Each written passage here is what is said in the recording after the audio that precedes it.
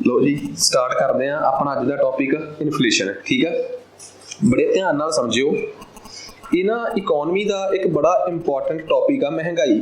ठीक है, जो असी ना इनू देखते हैं साडे दिमाग च ना एक परसैप्शन ही एवें दी डिवेलप कर दी गई कि महंगाई जिहड़ी आ माड़ी चीज़ है, जबकि असी जो ये समझते हैं कि मान लो कि मैं किसी कपड़े वाली दुकान ते लग्या होया, मैं किसी इस शॉप ते लग्या होया, मालक नूं नहीं ਜਿਹੜੇ लोग उत्थे काम करते हैं ना, कभी उन्होंने पुछ के देखो इस गल की फीलिंग, इस गल का एहसास कि बई जे चीज़ों के रेट उही रहन तो तुहाडे ते की बीतदी है। तो कह कि पहला असीं 5 कारीगर काम करते सी, मालक ने घटा के 3 करते हैं। पहला असीं 4 जने मठियाइयां बनाउण रखे सी गोपाल वालियां ने, हुण 4 की जगह ते 2 करते हैं, क्योंकि चीज़ां दे लोग खरीदण ही नहीं आ रहे, चीज़ां उसे भाई पईयां होईयां ने, इन्हां नूं कुछ बच नहीं रहा। ये कदों नहीं बचदा किसी नूं, जदों चीज़ां दे रेट डाउन हो जांदे आ उदों भी नहीं बचदा, जे चीज़ां दे रेट उत्थे ही खड़े रहण दा तां भी कुछ नहीं बचदा, क्योंकि मठियाई जां कपड़े की कढ़ाई वो तो जरूर उत्थे खड़ी आ, पर तेल तो महंगा हो ही रहा है। तेल जिहड़ा 90 का सी 100 का हो गया, उस तेल के महंगे होने करके चीज़ों के रेट वध गए, पर थोड़ी कमाई वध नहीं रही। इट मीनस इनफ्लेशन महंगाई अपने आप च एक सार्थक शब्द आ, पॉजिटिव वर्ड आ, पर कदों तक, जदों तक वो एक दायरे च आ। हर देश की सरकार जिहड़ी है ना, उन्हें अपना अपना दायरा फिक्स किया होया है कि भाई इन्ने तो लैके इन्ने तक ये ठीक आ, किन्ने तो लैके किन्ने तक ये ठीक आ। ये भारत दे विच भारत की एक कमेटी बनी सीगी 2014-15 च, ठीक है, उर्जित पटेल कमेटी। उन्हें कहा सीगा कि भारत च जिहड़ी महंगाई की दर है ना, वो 2 तो 6 दे विच रहनी चाहिए है, जिन्हों आपां पंजाबी च कह दिंदे आ 4+-2, कि 4+2 यानी कि 6 ते 4-2 यानी कि 2, कि 2% तो लैके 6% तक जिहड़ी महंगाई है ना वो हेल्दी है। ये किहड़ी कमेटी ने कहा सीगा? उर्जित पटेल कमेटी ने। हुण इस महंगाई नूं इसे रेंज दे विच रखण दी जिम्मेवारी एक वक्री कमेटी नूं दित्ती गई। जिस कमेटी नूं कहा गया कि तुहाडे ते ये जिम्मेवारी है, उस कमेटी का नाम सीगा मॉनेटरी पॉलिसी कमेटी। की नाम आ? Monetary policy committee. ये जिहड़ी मॉनेटरी पॉलिसी कमेटी आ, इनू जिम्मेवारी दित्ती गई है कि तुसीं महंगाई 2 तो 6 की रेंज दे विच ही रखनी है। ते ये 2 तो 6 की रेंज च महंगाई रखनी किवें मॉनेटरी पॉलिसी कमेटी ने? ये 6 मैंबरां की कमेटी है, 3 मैंबर सरकार दे आ, 3 मैंबर RBI वालों आ, ते जिहड़ा RBI का चेयरमैन आ वो इस कमेटी का प्रधान हुंदा है। ये 6 मैंबर मिलके हर 2 महीनों बाद मॉनेटरी पॉलिसी मतलब कि जारी करते हैं, जिस rapport rate, reverse rapport rate. इत्थों पता की हो गया, ये एंगल आ गया RBI का। मॉनेटरी पॉलिसी कमेटी मैं पिछले RBI वाले चैप्टर च पढ़ाई हुई है, वह इत्थे कोई काम नहीं गा, पर एक गल समझ आ गई कि महंगाई की है। बेसिकली जदों तुसीं किसी नूं ये कह दिंदे हो ना, जदों तुसीं किसी नूं ये कह दिंदे हो कि भी पिछले साल एक मोबाइल फोन 1000 रुपए का सीगा, इस बार वो मोबाइल फोन 1030 का है, तो 1030 चों 1000 घटाओ किन्ने बने? 30/1000 गुणा 100, 3%। इट मीनस महंगाई किन्ने परसेंट आ? 3%। जे मैं ये कहां कि जी इस बार एक मोबाइल मैं 1030 का लैके आया तो महंगाई 3% आ, तो पहला महंगाई पहला मोबाइल का प्राइस कितना सी? 1000। किदों सी 1000? मैं जनवरी 2022 की गल कर रहा कि ये महंगाई का प्राइस कदों सी? 1000 दिसंबर 2022, दिसंबर 2021 ਜਾਂ कोई होर दिन तो कोई होर महीना।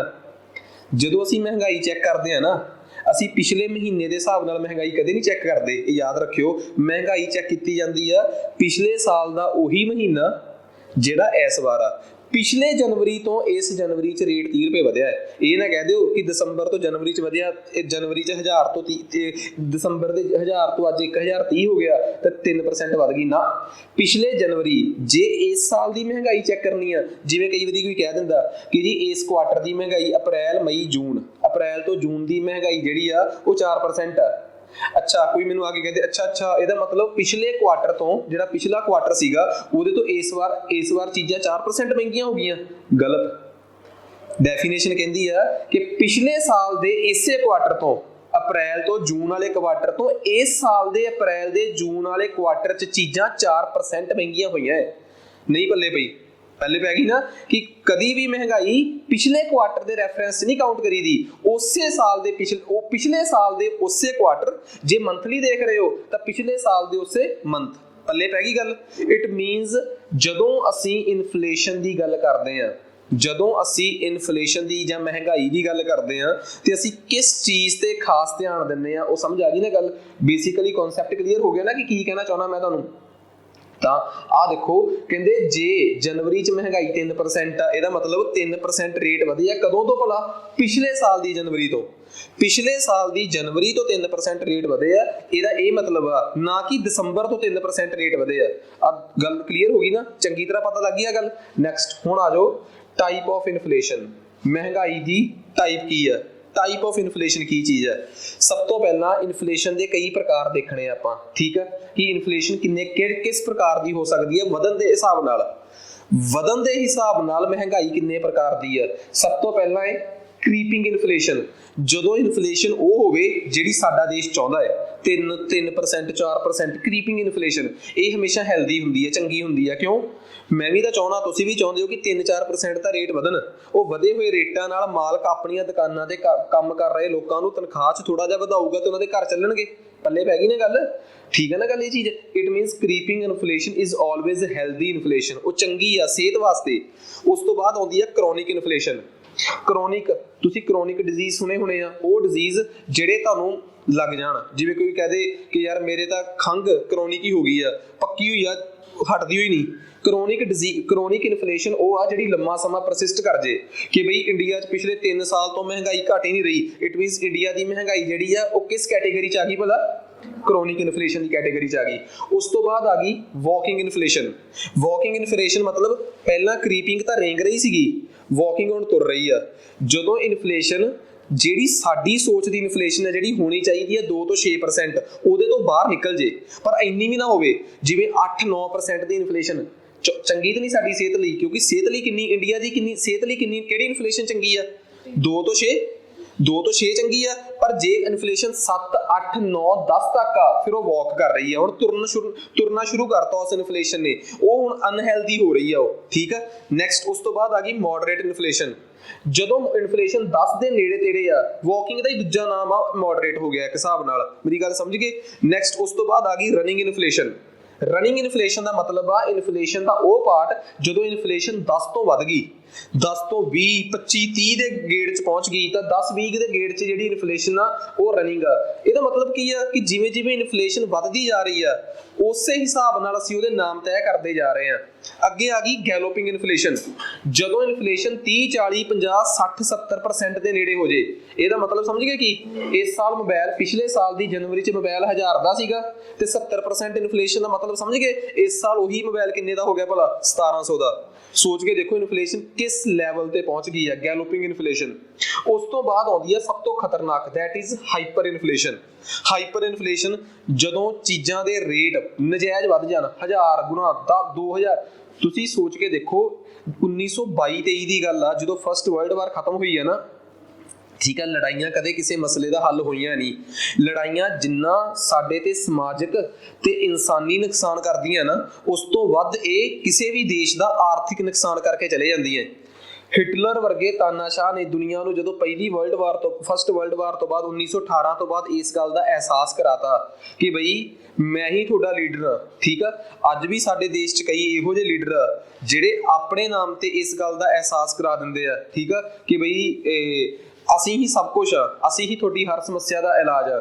ਜਦੋਂ ਅਸੀਂ ਨਰਿੰਦਰ ਮੋਦੀ ਦੀ ਪੋਲੀਟਿਕਸ ਨੂੰ, ਕੇਜਰੀਵਾਲ ਦੀ ਪੋਲੀਟਿਕਸ ਨੂੰ ਦੇਖਦੇ ਆ ਨਾ, ਤਾਂ ਠੀਕ ਆ, ਜਿਹੜਾ ਬੰਦਾ ਇਹਨਾਂ ਦਾ ਪ੍ਰਸ਼ੰਸਕ ਆ ਉਹ ਜ਼ਰੂਰ ਇਹਨਾਂ ਤੋਂ ਇੰਸਪਾਇਰਡ ਹੁੰਦਾ ਹੋਊਗਾ ਕਿ ਹਾਂ ਯਾਰ, ਕੇਜਰੀਵਾਲ ਜੇ ਨਹੀਂ ਪੰਜਾਬ 'ਚ ਆਊਗਾ ਜਾਂ ਨਰਿੰਦਰ ਮੋਦੀ ਨਹੀਂ ਇੰਡੀਆ 'ਚ ਆਊਗਾ ਤਾਂ ਸਾਡੇ ਦੇਸ਼ ਦਾ ਸ਼ਾਇਦ ਹੋਰ ਕੋਈ ਭਲਾ ਹੋ ਨਹੀਂ ਸਕਦਾ।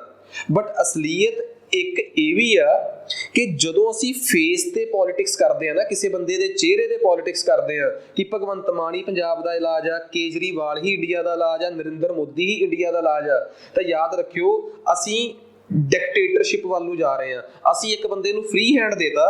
ਹੁਣ ਮੈਨੂੰ ਇੱਕ ਗੱਲ ਦੱਸੋ, ਕੀ ਤੁਸੀਂ ਇਸ ਗੱਲ ਦੀ ਗਾਰੰਟੀ ਚੱਕਦੇ ਹੋ ਕਿ ਇਹ ਉਹ ਬੰਦੇ ਆ, ਇਹ ਸ਼ਖਸ ਅੱਜ ਤੋਂ 10 ਸਾਲ ਬਾਅਦ ਵੀ ਉਵੇਂ ਹੀ ਸੋਚਣਗੇ ਲੋਕਾਂ ਦੇ ਭਲੇ ਵਾਸਤੇ? ਇੱਕ ਇਨਸਾਨੀ ਦਿਮਾਗ ਆ, ਇਨਸਾਨੀ ਦਿਲ ਆ, ਕਦੇ ਵੀ ਇੰਨਾ ਚੰਚਲ ਹੈ, ਕਦੇ ਵੀ ਭਟਕ ਸਕਦਾ ਹੈ, ਤੇ ਕਦੇ ਵੀ ਇਹ ਮਤਲਬ ਕਿ ਇੱਕ ਇਨਸਾਨ ਜਿਹੜਾ ਹੈ ਉਹਦੇ ਚ ਵਿਚਾਰਾਂ ਦਾ ਫਲੋ ਹੁੰਦਾ ਹੀ ਰਹਿੰਦਾ ਹੈ। ਕੀ ਪਤਾ ਜਿਸ ਤਰੀਕੇ ਨਾਲ ਇਹ ਅੱਜ ਸੋਚ ਰਹੇ ਆ ਲੋਕਾਂ ਬਾਰੇ, ਜਦੋਂ ਹੱਥ 'ਚ ਪੈਸਾ ਤੇ ਦਿਮਾਗ 'ਚ ਪਾਵਰ ਆ ਜੇ, ਠੀਕ ਆ, ਉਹ ਤਾਂ ਵੱਡੇ ਵੱਡਿਆਂ ਦਾ ਸਿਸਟਮ ਹਿਲਾ ਦਿੰਦੀ ਹੈ। ਇਹਦੀਆਂ ਜੀਂਦੀਆਂ ਜਾਗਦੀਆਂ ਐਗਜ਼ਾਮਪਲਸ ਸਾਨੂੰ ਹਿਟਲਰ ਦੇ ਰਾਜ 'ਚੋਂ ਮਿਲਦੀਆਂ। ਹਿਟਲਰ 1922 ਤੋਂ ਲੈ ਕੇ 1933-34 ਤੱਕ, ਜਦੋਂ ਤੱਕ ਉਹ ਜਰਮਨ ਤੱਕ 1940-42 ਤੱਕ ਜਦੋਂ ਤੱਕ ਉਹ ਜਰਮਨ ਨੂੰ ਪੂਰਾ ਕੰਟਰੋਲ ਕਰਦਾ ਨਾ, ਇਸ ਸਮੇਂ ਦੇ ਦੌਰਾਨ ਹਿਟਲਰ ਨੇ ਲੋਕਾਂ ਨੂੰ ਇਹੀ ਪਾਠ ਪੜ੍ਹਾਇਆ ਸੀਗਾ ਜੋ ਸਾਡੇ ਲੀਡਰ ਸਾਨੂੰ ਅੱਜ ਪੜ੍ਹਾਉਂਦੇ ਆ ਕਿ ਫਲਾਣੇ ਦੇਸ਼ ਦਾ ਭਲਾ ਜਾਂ ਫਲਾਣੇ ਸੂਬੇ ਦਾ ਭਲਾ ਇਹਦੇ ਨਾਲ, ਆਹ ਬੰਦਾ, ਆਹ ਪੰਜਾਬ, ਸਾਰਾ ਪੰਜਾਬ ਤੇਰੇ ਨਾਲ, ਸਾਰਾ ਇੰਡੀਆ, ਹਰ ਹਰ ਮੋਦੀ, ਘਰ ਘਰ ਮੋਦੀ। ਇਹ ਕਨਸੈਪਟ ਜਿਹੜੇ ਆ, ਠੀਕ ਆ, ਬੇਸ਼ੱਕ ਸਾਨੂੰ ਦੇਖਣ ਨੂੰ ਬਹੁਤ ਅਟਰੈਕਟਿਵ ਲੱਗਦੇ ਆ, ਠੀਕ ਹੈ ਨਾ, ਪਰ ਜਦੋਂ ਅਸੀਂ ਕਿਸੇ ਇੰਡੀਵਿਜੂਅਲ ਨਾਲ ਜੁੜ ਜਾਂਦੇ ਆ ਨਾ, ਕਿਸੇ ਇੰਡੀਵਿਜੂਅਲ ਨੂੰ ਅਸੀਂ ਆਪਣਾ ਫੇਸ ਬਣਾ ਲੈਂਦੇ ਆ, ਠੀਕ ਆ, ਉਹਦੇ ਨਾਲ ਸਮੱਸਿਆਵਾਂ ਪਤਾ ਕੀ ਆ ਜਾਂਦੀਆਂ, ਫਿਰ ਉਹਦੀਆਂ ਨਜਾਇਜ਼ ਹਰਕਤਾਂ ਸਾਨੂੰ ਜਾਇਜ਼ 'ਚ ਵੀ ਜਾਇਜ਼ ਕਰਨੀਆਂ, ਜਸਟੀਫਾਈ ਕਰਨੀਆਂ ਪੈਂਦੀਆਂ, ਕਿਉਂਕਿ ਅਸੀਂ ਕੀ ਕਰ ਰਹੇ ਹਾਂ, ਅਸੀਂ ਸਿਸਟਮ ਤੇ ਨਹੀਂ। ਜੇ ਅਸੀਂ ਅੱਜ ਭਗਵੰਤ ਮਾਨ ਨੂੰ ਹੀ ਰੱਬ ਕਹਿ ਦਈਏ ਕਿ ਭਗਵੰਤ ਮਾਨ ਹੀ ਪੰਜਾਬ ਦਾ ਤੋੜ ਆ, ਠੀਕ ਆ, ਤਾਂ ਭਗਵੰਤ ਮਾਨ ਦੇ ਲਏ ਗਏ ਨਜਾਇਜ਼ ਫੈਸਲੇ ਵੀ ਅਸੀਂ ਕਿਵੇਂ ਜਾਇਜ਼ ਠਹਿਰਾਉਣ ਲੱਗ ਪਾਂਗੇ, ਜਦ ਕਿ ਸਾਨੂੰ ਪਤਾ ਹੈ ਕਿ ਲਗਾਤਾਰ ਮਾਨ ਸਾਹਿਬ ਪੰਜਾਬ ਦੇ ਭਲੇ ਵਾਸਤੇ ਡਿਸੀਜ਼ਨ ਲੈ ਰਹੇ ਆ। ਪਰ ਜੇ ਤੁਸੀਂ ਉਹਨਾਂ ਡਿਸੀਜ਼ਨਸ ਦੀ ਪ੍ਰੋਪਰਲੀ ਸਕਰੂਟਨੀ ਕਰੋ, ਜਿਹੜੇ ਅੱਜ ਤੱਕ ਦੇ ਡਿਸੀਜ਼ਨ ਲਏ ਆ, 30% 20% ਡਿਸੀਜ਼ਨ ਇਹੋ ਜਿਹੇ ਆ ਜਿਹੜੇ ਮੈਨੂੰ ਸਮਝ ਨਹੀਂ ਆਏ ਕਿ ਉਹ ਲਏ ਕਿਉਂ ਆ, ਜਦਕਿ ਉਹ ਪੰਜਾਬ 'ਚ ਪਹਿਲਾਂ ਵੀ ਬਹੁਤ ਸਹੀ ਚੱਲ ਰਹੇ ਸੀ, ਜਿਵੇਂ ਕਿ ਓਪੋ ਨੂੰ ਬਦਲ ਕੇ ਐਂਟੀ ਟੈਰਰਿਸਟ ਸਕੁਐਡ ਬਣਾਉਣੀ ਆ, ਜਾਂ ਇਹੋ ਜਿਹੀਆਂ ਕਈ ਚੀਜ਼ਾਂ। ਤਾਂ ਕੁੱਲ ਮਿਲਾ ਕੇ ਇਸੇ ਤਰੀਕੇ ਨਾਲ ਸਾਡਾ ਵਾਦ ਵਿਵਾਦ ਨਰਿੰਦਰ ਮੋਦੀ ਦੇ ਲਏ ਹੋਏ ਡਿਸੀਜ਼ਨ ਤੇ ਵੀ ਹੋ ਸਕਦਾ ਹੈ, ਪਰ ਨਰਿੰਦਰ ਮੋਦੀ ਦੇ ਲਏ ਹੋਏ ਗਲਤ ਡਿਸੀਜ਼ਨ ਉਹਨਾਂ ਦੇ ਕੀਤੇ ਹੋਏ ਚੰਗੇ ਕੰਮਾਂ ਤੇ ਪਰਦਾ ਨਹੀਂ ਪਾ ਸਕਦੇ। ਅਸੀਂ ਅੱਜ ਜਿਹੜੇ ਜਨਧਨ ਖਾਤਿਆਂ ਦੀ ਗੱਲ ਕਰਦੇ ਹਾਂ, ਤੁਸੀਂ ਗਰੀਬੀ ਦਾ ਅਹਿਸਾਸ ਕੀਤਾ ਨਹੀਂ ਕਦੀ, ਤੁਹਾਨੂੰ ਸ਼ਾਇਦ ਤਾਂ ਨਾ ਪਤਾ ਹੋਵੇ, ਪਰ ਜਿਹੜੇ ਲੋਕਾਂ ਦੇ ਅਕਾਊਂਟ 'ਚ ਅੱਜ ਡਾਇਰੈਕਟ ਪੈਸੇ ਜਾ ਰਹੇ ਆ ਨਾ, ਉਹਨਾਂ ਲੋਕਾਂ ਨੂੰ ਪੁੱਛ ਕੇ ਦੇਖੋ ਕਿ ਲੀਕੇਜ ਖਤਮ ਹੋਣ ਤੋਂ ਬਾਅਦ ਤੁਹਾਡੇ ਘਰਾਂ ਦੇ ਚੁੱਲ੍ਹੇ ਕਿੰਨੇ ਸੌਖੇ ਚੱਲਣੇ ਸ਼ੁਰੂ ਹੋ ਗਏ ਆ। ਅਸੀਂ ਉਸ ਲੈਵਲ ਦੀ ਗਰੀਬੀ ਕਦੀ ਫੇਸ ਨਹੀਂ ਕੀਤੀ, ਜਾਂ ਕਿਸੇ ਉਸ ਲੈਵਲ ਦੇ ਗਰੀਬ ਨੂੰ ਕਦੀ ਦੇਖਿਆ ਵੀ ਨਹੀਂ। ਸਾਨੂੰ ਸ਼ਾਇਦ ਤਾਂ ਨਹੀਂ ਪਤਾ ਕਿ ਨਰਿੰਦਰ ਮੋਦੀ ਦਾ ਇਹ ਫੈਸਲਾ ਉਹਨੂੰ ਯੂਪੀ 'ਚ ਦੁਬਾਰਾ ਫਿਰ ਮੁੱਖ ਮੰਤਰੀ, ਉਹਦੇ ਪਾਰਟੀ ਨੂੰ ਮੁੱਖ ਮੰਤਰੀ ਦੁਬਾਰਾ ਬਣਾਉਣ 'ਚ ਲੋਕ ਐਡੇ ਵੀ ਮੂਰਖ ਨਹੀਂ ਗਏ ਕਿ ਇੱਕ ਬੰਦੇ ਦੇ ਯਕੀਨ ਕਰਕੇ ਅੱਖਾਂ ਬੰਦ ਕਰਕੇ ਉਹਨੂੰ ਦੂਜੀ ਵਾਰ ਵੀ ਵੋਟ ਪਾ ਦੇਣਗੇ। ਲੋਕ ਵੋਟ ਪਾਉਣ ਲੱਗੇ ਕਦੇ ਵੀ ਧਰਮ ਨੂੰ ਮੁੱਦਾ ਨਹੀਂ ਬਣਾ ਰਹੇ ਅੱਜ, ਚਾਹੇ ਉਹ ਯੂਪੀ ਆ, ਚਾਹੇ ਬੀਜੇਪੀ। ਕੋਈ ਲੱਖ ਕਹਿ ਦੇ ਕਿ ਬੀਜੇਪੀ ਧਰਮ ਦੇ ਨਾਂ ਤੇ ਲੋਕਾਂ ਨੂੰ ਯੂਪੀ 'ਚ ਵੋਟ ਪਵਾ ਗਈ ਹੈ, ਮੈਂ ਅੱਜ ਵੀ ਇਸ ਗੱਲ ਦੀ ਗਰੰਟੀ ਚੱਕ ਸਕਦਾ, ਠੀਕ ਆ, ਧਰਮ ਕਿਸੇ ਦਾ ਢਿੱਡ ਨਹੀਂ ਭਰ ਸਕਦਾ। ਸਭ ਤੋਂ ਪਹਿਲਾਂ ਹਰ ਬੰਦਾ ਜਿਹੜਾ ਗਰੀਬ ਆ ਨਾ, ਗਰੀਬ ਬੰਦਾ ਸਭ ਤੋਂ ਪਹਿਲਾਂ ਆਪਣੇ ਢਿੱਡ ਦਾ ਸੋਚਦਾ ਹੈ, ਠੀਕ ਆ, ਕਿਉਂਕਿ ਮੇਰਾ ਰਿਲੀਜਨ ਉਹ ਮੇਰਾ ਨਿੱਜ ਆ, ਤੇ ਮੇਰਾ ਨਿੱਜ ਮੇਰੇ ਅੰਦਰ ਉਨਾ ਚਿਰ, ਤੁਸੀਂ ਆਪਣੇ ਤੇ ਐਕਸਪੈਰੀਮੈਂਟ ਕਰਕੇ ਦੇਖ ਲਓ, ਜਿੱਦਣ ਤੁਸੀਂ ਆਪਣੀਆਂ ਸਮੱਸਿਆਵਾਂ 'ਚ ਘਿਰੇ ਹੁੰਦੇ ਹੋ, ਉਦਣ ਅਸੀਂ ਇਹਨਾਂ ਚੀਜ਼ਾਂ ਨੂੰ, ਰਿਲੀਜਨ ਨੂੰ ਜਾਂ ਹੋਰ ਚੀਜ਼ਾਂ ਨੂੰ ਕਿੰਨੀ ਇੰਪੋਰਟੈਂਸ ਦਿੰਦੇ ਆ। ਇਹਨਾਂ ਚੀਜ਼ਾਂ ਦੀ ਇੰਪੋਰਟੈਂਸ ਸਾਡੇ ਅੰਦਰ ਉਦਣ ਆਉਂਦੀ ਆ ਜਿੱਦਣ ਅਸੀਂ ਸੈਟੀਸਫਾਈਡ ਹੁੰਦੇ ਆ। ਹਾਂ, ਸਾਨੂੰ ਪਤਾ ਹੈ ਕਿ ਹਾਂ ਪਰਮਾਤਮਾ ਨੇ ਸਾਨੂੰ ਸਹੀ ਟਰੈਕ ਤੇ ਚੜਾਇਆ ਹੈ। ਸੋ ਮੇਰੇ ਕਹਿਣ ਦਾ ਮਤਲਬ ਇਹ ਆ ਕਿ ਇਹ ਸਾਰੀਆਂ ਚੀਜ਼ਾਂ ਜਿਹੜੀਆਂ ਨੇ ਅੱਜ ਵੀ ਇਕਨੋਮਿਕਸ, ਅੱਜ ਵੀ ਜਿਹੜੀ ਫਾਈਨੈਂਸ਼ੀਅਲ ਸਟੇਟਸ ਇੰਡੀਆ ਦੇ ਵਿੱਚ ਵੋਟਾਂ ਦਾ ਕਾਰਨ ਹੈਗਾ ਹੈ, ਤੇ ਮੈਂ ਕਹਿੰਦਾ ਹੋਣਾ ਵੀ ਚਾਹੀਦਾ ਹੈ। ਜੇ ਤੁਸੀਂ ਕਿਸੇ ਨੂੰ ਇਹ ਕਹਿ ਕੇ ਕਿ ਬਈ ਤੁਹਾਡੇ ਵਾਸਤੇ ਮੰਦਿਰ ਗੁਰਦੁਆਰੇ ਬਣਵਾ ਦਾਂਗੇ, ਬਈ ਇੰਨਾ ਮੈਂ ਤੁਹਾਨੂੰ ਗਰੰਟੀ ਦੇ ਦਿੰਦਾ, ਐਡੀ ਔਕਾਤ ਇਹਨਾਂ ਲੀਡਰਾਂ ਦੀ ਨਹੀਂ ਹੈਗੀ ਕਿ ਉਹ ਗੁਰੂਆਂ ਦੇ, ਦੇਵੀ ਦੇਵਤਿਆਂ ਦੇ ਮੰਦਿਰ ਸਾਨੂੰ ਬਣਾ ਕੇ ਦੇਣ। ਉਹ ਆਪਣੀ ਰੱਖਿਆ ਕਰਨ ਵਾਸਤੇ ਬਹੁਤ ਜਿਨ੍ਹਾਂ ਨੇ ਸ੍ਰਿਸ਼ਟੀ ਬਣਾ ਕੇ ਸਾਰਾ ਕੁਝ ਚਲਾ ਰਹੇ ਆ ਨਾ, ਸਾਡੇ ਲੀਡਰਾਂ ਦੀ ਜਾਂ ਸਾਡੀ ਐਡੀ ਔਕਾਤ ਨਹੀਂ ਹੈਗੀ ਕਿ ਅਸੀਂ ਉਹਨਾਂ ਵਾਸਤੇ ਕੁਝ ਕਰ ਸਕੀਏ। ਜੇ ਸਾਨੂੰ ਕੋਈ ਇਹ ਕਹਿ ਦੇ ਕਿ ਅਸੀਂ ਇੱਥੇ ਗੁਰਦੁਆਰੇ ਦੀ ਕੰਧ ਦਾ ਕਬਜ਼ਾ ਲੈਣਾ ਹੈ, ਸਾਡੇ ਧਰਮ ਦਾ, ਹਿੰਦੂ ਧਰਮ ਦਾ, ਸਿੱਖ ਧਰਮ ਦਾ ਇਤਿਹਾਸ ਖੋਲ ਕੇ ਦੇਖ ਲਓ। ਜਦੋਂ ਮਖੂਵਾਲ ਦੀ ਜ਼ਮੀਨ ਦੀਪ ਚੰਦ ਦੀ ਵਾਈਫ ਤੋਂ ਗੁਰੂ ਨੇ ਲੈਣੀ ਸੀ, ਤਾਂ ਗੁਰੂ ਇੱਕ ਗੱਲ ਤੇ ਅੜੇ ਰਹੇ ਸੀਗੇ ਕਿ ਅਸੀਂ ਇਹ ਜ਼ਮੀਨ ਪੈਸੇ ਦੇ ਕੇ ਲੈਣੀ ਆ। ਤੇ ਸਾਡੇ ਅੱਜ ਦੇ ਲੀਡਰਾਂ ਦਾ ਇਤਿਹਾਸ ਖੋਲ ਲਓ ਕਿ ਬਈ ਜ਼ਮੀਨ ਤੇ ਕਬਜ਼ਾ ਕਰਨ ਲਈ, ਸਾਡੇ ਗੁਰੂ ਘਰ ਦੇ ਜਗ੍ਹਾ ਤੇ ਕਬਜ਼ਾ ਕਰਨ ਵਾਸਤੇ ਅਸੀਂ ਤਲਵਾਰਾਂ ਚੱਕ ਲੈਂਦੇ ਆ। ਗੁਰੂਆਂ ਦੇ ਇਤਿਹਾਸ ਤੋਂ ਬੀਬੀ ਭਾਨੀ ਦੇ ਨਾਂ ਤੇ ਜਦੋਂ ਅਕਬਰ ਜ਼ਮੀਨ ਲਵਾਉਣ ਗਿਆ ਸੀਗਾ ਗੁਰੂ ਅਮਰਦਾਸ ਕੋਲ, ਠੀਕ ਆ, ਤੇ ਗੁਰੂ ਅਮਰਦਾਸ ਨੇ ਇਹ ਕਹਿ ਕੇ ਜ਼ਮੀਨ ਲੈਣ ਤੋਂ ਨਾ ਕਰਤੀ ਸੀ ਕਿ ਕਿਸੇ ਦਾਨ ਦੀ ਦਾਨ ਕੀਤੀ ਹੋਈ ਜ਼ਮੀਨ ਤੇ ਗੁਰੂ ਘਰ ਦੀ ਸਥਾਪਨਾ ਨਹੀਂ ਹੋ ਸਕਦੀ। ਤਾਂ ਅਕਬਰ ਬੀਬੀ ਭਾਨੀ ਨੂੰ ਆਪਣੀ ਬੇਟੀ ਬਣਾਉਂਦਾ ਹੈ, ਫਿਰ ਉਸ ਤੋਂ ਬਾਅਦ ਆਪਣੀ ਬੇਟੀ ਦੇ ਨਾਂ ਤੇ ਜ਼ਮੀਨ ਲਵਾਉਂਦਾ ਹੈ। ਤਾਂ ਸਾਡੇ ਇਤਿਹਾਸ ਤਾਂ ਇੰਨੇ ਖੁੱਲੇ, ਏਡੇ ਪਾਵਰਫੁਲ ਰਹੇ ਆ, ਠੀਕ ਆ। ਮੀਨਸ ਸਾਡੇ ਜਿਹੜੇ ਅੱਜ ਕੱਲ੍ਹ ਦੇ ਜਿਹੜੇ ਲੀਡਰ ਆ ਉਹ ਸਾਨੂੰ ਕੀ ਦੱਸਦੇ ਆ, ਉਨੀ ਕੁ ਸ਼ੇਡ ਦੱਸ ਦਿੰਦੇ ਆ ਕਿ ਹਾਂ ਕਿ ਸਾਡੇ। ਹੁਣ ਤੁਸੀਂ ਇੱਕ ਗੱਲ ਦੇਖੋ, ਕਿੱਡੀ ਸੋਹਣੀ ਗੱਲ ਆ, ਸ਼੍ਰੀ ਰਾਮਚੰਦਰ ਜੀ ਦੀ ਪੂਰੀ ਜ਼ਿੰਦਗੀ ਖੋਲ ਕੇ ਦੇਖ ਲਓ। ਸ਼੍ਰੀ ਰਾਮਚੰਦਰ ਨੂੰ ਇੱਕ ਵਾਰ ਵੀ ਗੁੱਸਾ ਨਹੀਂ ਆਇਆ ਜ਼ਿੰਦਗੀ 'ਚ। ਕਿੰਨੇ ਸੋਬਰ ਤੇ ਕਿੰਨੇ ਬੜੇ ਮੀਨਸ ਕਿ ਇੱਕ ਮੈਚਿਓਰਡ ਪਰਸਨੈਲਿਟੀ ਦੀ ਤਰ੍ਹਾਂ ਉਹਨਾਂ ਨੇ ਆਪਣੀ ਪੂਰੀ ਜ਼ਿੰਦਗੀ ਕੱਟੀ ਹੈ। ਜਦੋਂ ਸਮੁੰਦਰ ਨੇ ਉੱਥੇ ਜਾਣ ਵਾਸਤੇ, ਕੀ ਨਾਮ, ਉੱਥੇ ਜਾਣ ਲਈ ਲੰਕਾ ਜਾਣ ਵਾਸਤੇ ਉਹਨਾਂ ਨੂੰ ਰਾਹ ਨਹੀਂ ਸੀ ਨਾ ਦਿੱਤਾ, ਇੱਕ ਵਾਰ ਉਹਨਾਂ ਨੂੰ ਜ਼ਿੰਦਗੀ 'ਚ ਗੁੱਸਾ ਆਇਆ ਤੇ ਉਹਨਾਂ ਨੇ ਉਹ ਬਾਣ ਕੱਢਿਆ, ਠੀਕ ਆ, ਉਦੋਂ ਬਾਣ ਕੱਢਿਆ ਉਹਨਾਂ ਨੇ। ਤੇ ਤੁਸੀਂ ਸੋਚ ਕੇ ਦੇਖੋ, ਸਾਡੇ ਕਈ ਜਦੋਂ ਕਿਸੇ ਨੇ ਸ਼੍ਰੀ ਰਾਮਚੰਦਰ ਦੇ ਨਾਂ ਤੇ ਜਾਂ ਧਰਮ ਦੇ ਨਾਂ ਤੇ ਕਿਸੇ ਨੂੰ ਭਟਕਾਉਣਾ ਹੁੰਦਾ ਹੈ ਤਾਂ ਉਹਨਾਂ ਕੋਲ ਸ਼੍ਰੀ ਰਾਮਚੰਦਰ ਦੀ ਜ਼ਿੰਦਗੀ ਦੀ ਹੋਰ ਕੋਈ ਤਸਵੀਰ ਨਹੀਂ। ਉਹਨਾਂ ਦੀ ਸਹਿਣਸ਼ੀਲਤਾ, ਉਹਨਾਂ ਦੀ ਵਾਈਫ ਉਹਨਾਂ ਕੋਲੋਂ ਚਲੇਗੀ, ਉਸ ਸਮੇਂ ਉਹਨਾਂ ਦੀ ਸੋਬਰਤਾ, ਉਸ ਤੋਂ ਪਹਿਲਾਂ ਵੀ ਜਦੋਂ ਉਹਨਾਂ ਦੇ ਪਿਤਾ ਨੇ ਉਹਨਾਂ ਨੂੰ ਘਰੋਂ ਨਿਕਾਲਾ ਦਿੱਤਾ, ਉਸ ਟਾਈਮ ਤੋਂ ਪੂਰੀ ਜ਼ਿੰਦਗੀ ਚੋਂ ਇੱਕ ਹੀ ਤਸਵੀਰ ਪਸੰਦ ਆਈ ਆ ਉਹਨਾਂ ਲੋਕਾਂ ਨੂੰ ਜਿਨ੍ਹਾਂ ਨੇ ਭੜਕਾਉਣਾ ਹੈ ਗੁਰੂ ਧਰਮ ਦੇ ਨਾਂ ਤੇ। ਗੁਰੂ ਗੋਬਿੰਦ ਸਿੰਘ ਦੀ ਜ਼ਿੰਦਗੀ ਨੂੰ ਖੋਲ ਕੇ ਦੇਖੋ, ਗੁਰੂ ਗੋਬਿੰਦ ਸਿੰਘ ਦੇ ਪੌਂਟਾ ਸਾਹਿਬ ਦੇ ਸਫ਼ਰ ਨੂੰ ਦੇਖੋ। ਕੈਨ ਯੂ ਇਮੈਜਿਨ ਕਿ ਕੋਈ ਇੱਕ ਸ਼ਖਸ ਐਡਾ ਤਗੜਾ ਲਿਟਰੇਚਰ ਲਿਖ ਸਕਦਾ ਹੈ?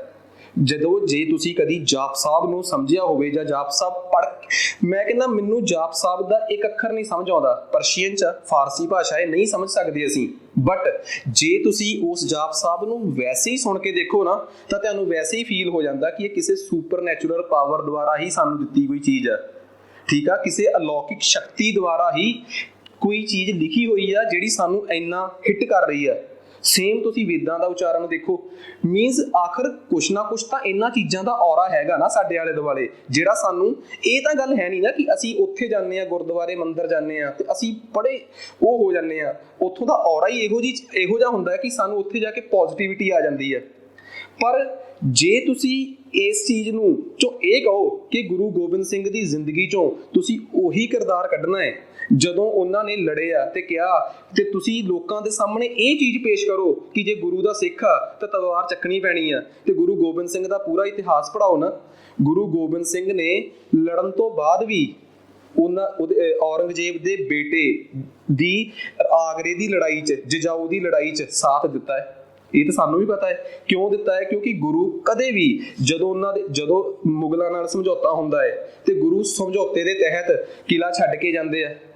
ਗੁਰੂ ਕਿੰਨੇ ਸਹਿਜ ਸੀਗੇ ਆਪਣੇ 'ਚ, ਠੀਕ ਆ, ਸ਼੍ਰੀ ਰਾਮਚੰਦਰ ਕਿੰਨੇ ਸਹਿਜ ਸੀਗੇ, ਪੈਗੰਬਰ ਮੁਹੰਮਦ ਕਿੰਨੇ ਸਹਿਜ ਸੀਗੇ। ਉਹ ਜਿਨ੍ਹਾਂ ਲੋਕਾਂ ਨੇ ਸਾਨੂੰ ਭੜਕਾਉਣਾ ਹੈ ਨਾ, ਉਹ ਪਤਾ ਕੀ ਕਰਦੇ ਆ, ਇੱਕ ਬਹੁਤ ਵੱਡੀ ਕਿਸੇ ਕਿਰਦਾਰ ਦੀ ਹਿਸਟਰੀ 'ਚੋਂ ਤੁਸੀਂ ਤਾਂ ਆਪਾਂ ਨੇ ਤਾਂ ਲੋਕ ਇਹੋ ਜਿਹੇ ਅਸੀਂ ਤਾਂ ਸੰਤ ਸਿਪਾਹੀ ਦਾ ਸ਼ਬਦ ਮਤਲਬ ਵੀ ਨਹੀਂ ਸਮਝ ਸਕੇ। ਸੰਤ ਸਿਪਾਹੀ ਦੇ ਵਿੱਚ ਇੱਕ ਉਹ ਕਿਰਦਾਰ ਆਉਂਦੇ ਆ ਜਿਨ੍ਹਾਂ ਨੂੰ ਅਸੀਂ ਸੰਤ ਪਤਾ ਕਿਉਂ ਕਹਿਤਾ? ਅਸੀਂ ਸੰਤ ਇਸ ਕਰਕੇ ਕਹਿਤਾ ਕਿਉਂਕਿ ਜੋ ਕੁਝ ਗੁਰੂ ਗੋਬਿੰਦ ਸਿੰਘ ਸਾਨੂੰ ਦੇ ਸਕੇ ਹੈ ਨਾ।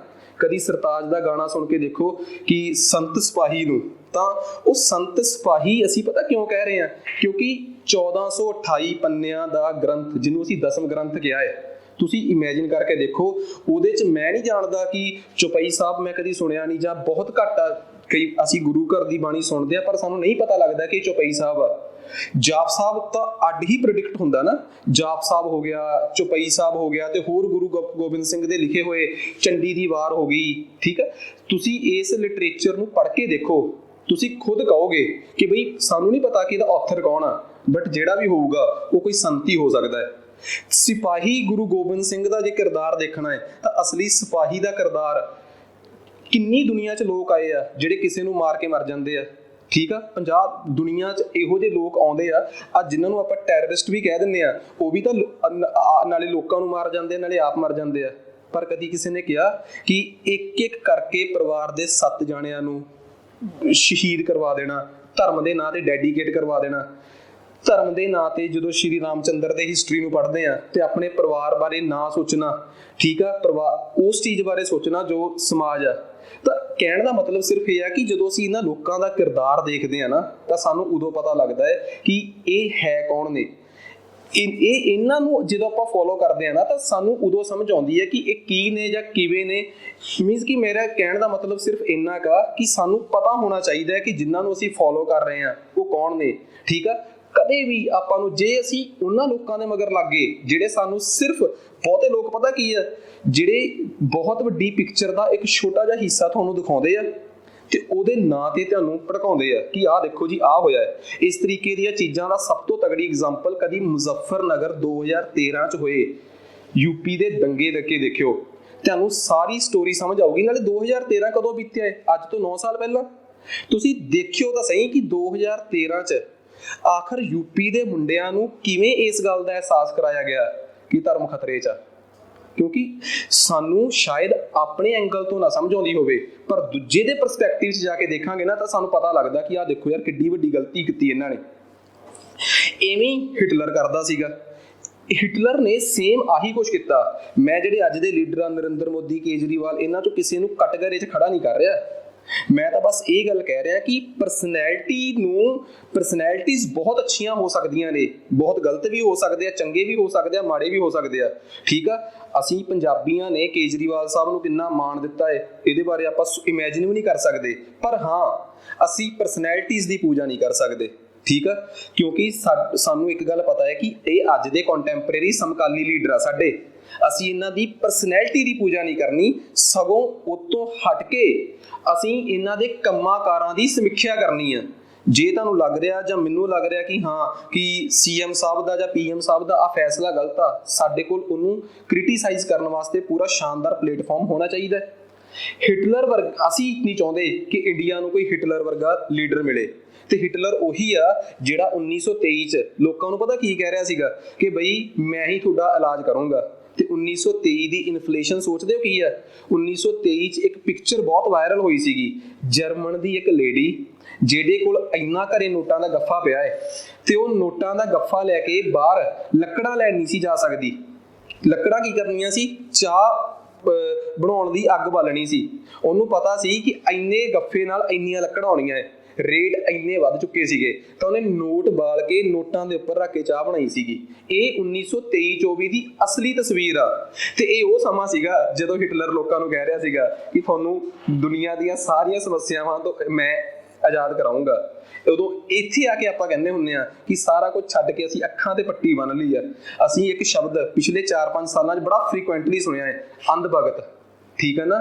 ਤੇ ਅੰਧ ਭਗਤ ਸ਼ਬਦ ਕਿਸੇ ਇੱਕ ਜਾਣੇ ਦੇ ਕੰਟੈਕਸਟ 'ਚ ਨਹੀਂ ਹੈਗਾ। ਤੁਸੀਂ ਪੰਜਾਬ ਦੇ ਲੀਡਰ ਚੱਕ ਲਓ, ਇੰਡੀਆ ਲੈਵਲ ਦੇ ਲੀਡਰ ਚੱਕ ਲਓ, ਰਿਲੀਜੀਅਸ ਲੀਡਰ ਚੱਕ ਲਓ, ਹਰ ਇੱਕ ਦੇ ਕੰਟੈਕਸਟ 'ਚ ਇਹ ਸ਼ਬਦ ਓਨਾ ਹੀ ਵਧੀਆ ਕੰਮ ਕਰਦਾ ਹੈ। ਕਿਉਂ? ਤੁਸੀਂ ਆਪਣੀ ਬੁੱਧੀ ਤੋਂ ਕੰਮ ਲੈਣਾ ਹੀ ਛੱਡ ਦਿਓ ਜਦੋਂ, ਤੇ ਦੂਜੇ ਦੇ ਸੋਚੇ ਹੋਏ, ਦੂਜੇ ਦੇ ਚਲਾਏ ਹੋਏ ਕਦਮਾਂ ਤੇ ਚੱਲੋ। ਤੁਹਾਡੇ ਕੋਲ ਤੁਹਾਡੀ ਕਾਬਲੀਅਤ ਇੰਨੀ ਹੋਣੀ ਚਾਹੀਦੀ ਹੈ ਕਿ ਜਿਸ ਬੰਦੇ ਦੇ ਤੁਸੀਂ ਫੈਨ ਹੋ ਤੁਸੀਂ ਉਹਨੂੰ ਪੂਰਾ ਜ਼ਬਰਦਸਤ ਤਰੀਕੇ ਨਾਲ ਕ੍ਰਿਟੀਸਾਈਜ਼ ਕਰ ਸਕੋ, ਸਪੈਸ਼ਲੀ ਉਦੋਂ ਜਦੋਂ ਉਹ ਤੁਹਾਡਾ ਸਮਕਾਲੀ ਆ, ਕੰਟੈਂਪਰੇਰੀ ਆ। ਜਿਹੜੇ ਗੁਰੂਆਂ ਦੇ ਵੇਲੇ, ਰਿਸ਼ੀਆਂ ਮੁਨੀਆਂ ਦੇ ਵੇਲੇ ਬੀਤ ਗਏ, ਉਹਨਾਂ ਤੇ ਪ੍ਰਸ਼ਨ ਚਿੰਨ੍ਹ ਲਾਉਣ ਦਾ ਸਾਨੂੰ ਕੋਈ ਮਤਲਬ ਨਹੀਂ, ਕਿਉਂਕਿ ਉਹ ਸਾਡੇ ਸਪਿਰਿਚੁਅਲ ਲੀਡਰ ਨੇ। ਜੇ ਉਹ ਨਾ ਹੁੰਦੇ ਤਾਂ ਸ਼ਾਇਦ ਅਸੀਂ ਇੰਨੇ ਸਟਰੋਂਗ ਨਾ ਹੁੰਦੇ ਅੰਦਰੋਂ, ਠੀਕ ਆ। ਅਸੀਂ ਮੈਂਟਲੀ ਜਾਂ ਇਮੋਸ਼ਨਲੀ ਇੰਨੇ ਸਟਰੋਂਗ ਆ, ਤੇ ਸਾਰੇ ਧਰਮਾਂ ਦੇ ਲੋਕ ਅਸੀਂ ਉਨੇ ਹੀ ਸਟਰੋਂਗ ਆ, ਕਿਉਂਕਿ ਸਾਨੂੰ ਸਾਰਿਆਂ ਨੂੰ ਆਪਣੇ ਧਰਮਾਂ 'ਚੋਂ ਇੰਨੀ ਸਪਿਰਿਚੁਅਲਿਸਟਿਕ ਤੇ ਮੈਂਟਲ ਪਾਵਰ ਮਿਲੀ ਹੋਈ ਹੈ ਕਿ ਅਸੀਂ ਬੜੇ ਆਰਾਮ ਨਾਲ ਉਹਦੇ ਨਾਲ ਆਪਣਾ ਜੀਵਨ ਯਾਪਨ ਕਰ ਸਕਦੇ ਹਾਂ। ਪਰ ਹਿਟਲਰ ਵਰਗੇ ਲੋਕਾਂ ਤੋਂ ਸਾਨੂੰ ਅੱਜ ਵੀ ਬਚਣਾ ਪਊਗਾ। ਹਿਟਲਰ ਦਾ ਮਤਲਬ ਕਤਲੇਆਮ ਨਹੀਂਗਾ ਇਕੱਲਾ, ਹਿਟਲਰ ਦਾ ਮਤਲਬ ਆ ਤੁਹਾਡੇ ਦਿਮਾਗ ਨਾਲ ਖੇਡਣਾ।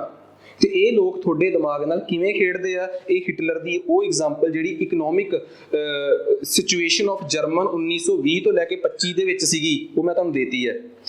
This was the best example of hyperinflation। ਤੇ ਇਹ ਉਸ ਤੋਂ ਬਾਅਦ ਪਤਾ ਕਿੱਥੇ ਹੋਈ ਹੈ? 1967 ਜ਼ਿੰਬਾਬਵੇ। ਉਸ ਤੋਂ ਬਾਅਦ ਕਿੱਥੇ ਹੋਈ ਆ? 2018 ਵੈਨੇਜ਼ੁਏਲਾ। ਕਦੀ ਵੈਨੇਜ਼ੁਏਲਾ ਦੀ ਹਿਸਟਰੀ ਖੋਲ ਕੇ ਦੇਖੋ ਕਿ ਕਿਵੇਂ ਉੱਥੋਂ ਦੇ ਰਾਸ਼ਟਰਪਤੀ ਦੀਆਂ ਬੇਵਕੂਫੀਆਂ ਕਰਕੇ, 2-3 ਸਾਲ ਪੁਰਾਣੀ ਤਾਂ ਗੱਲ ਆ, ਉੱਥੇ ਤੇ ਚੀਜ਼ਾਂ ਦੇ ਰੇਟ ਕਿੰਨੇ ਮਹਿੰਗੇ ਹੋ ਗਏ। ਜਦੋਂ ਕਿਸੇ ਜਗ੍ਹਾ ਤੇ ਚੀਜ਼ਾਂ ਦੇ ਰੇਟ 1000 ਗੁਣਾ ਵੱਧ ਜਾਣ ਤੇ ਇਨਫਲੇਸ਼ਨ 1100-1200% ਹੋ ਜੇ, that is called hyper inflation. ਆ ਸਮਝ ਆ ਗਈ ਚੀਜ਼। ਹਾਈਪਰ ਇਨਫਲੇਸ਼ਨ ਬਹੁਤ ਇੰਪੋਰਟੈਂਟ ਟਰਮ ਆ। Next is ਡੀਫਲੇਸ਼ਨ।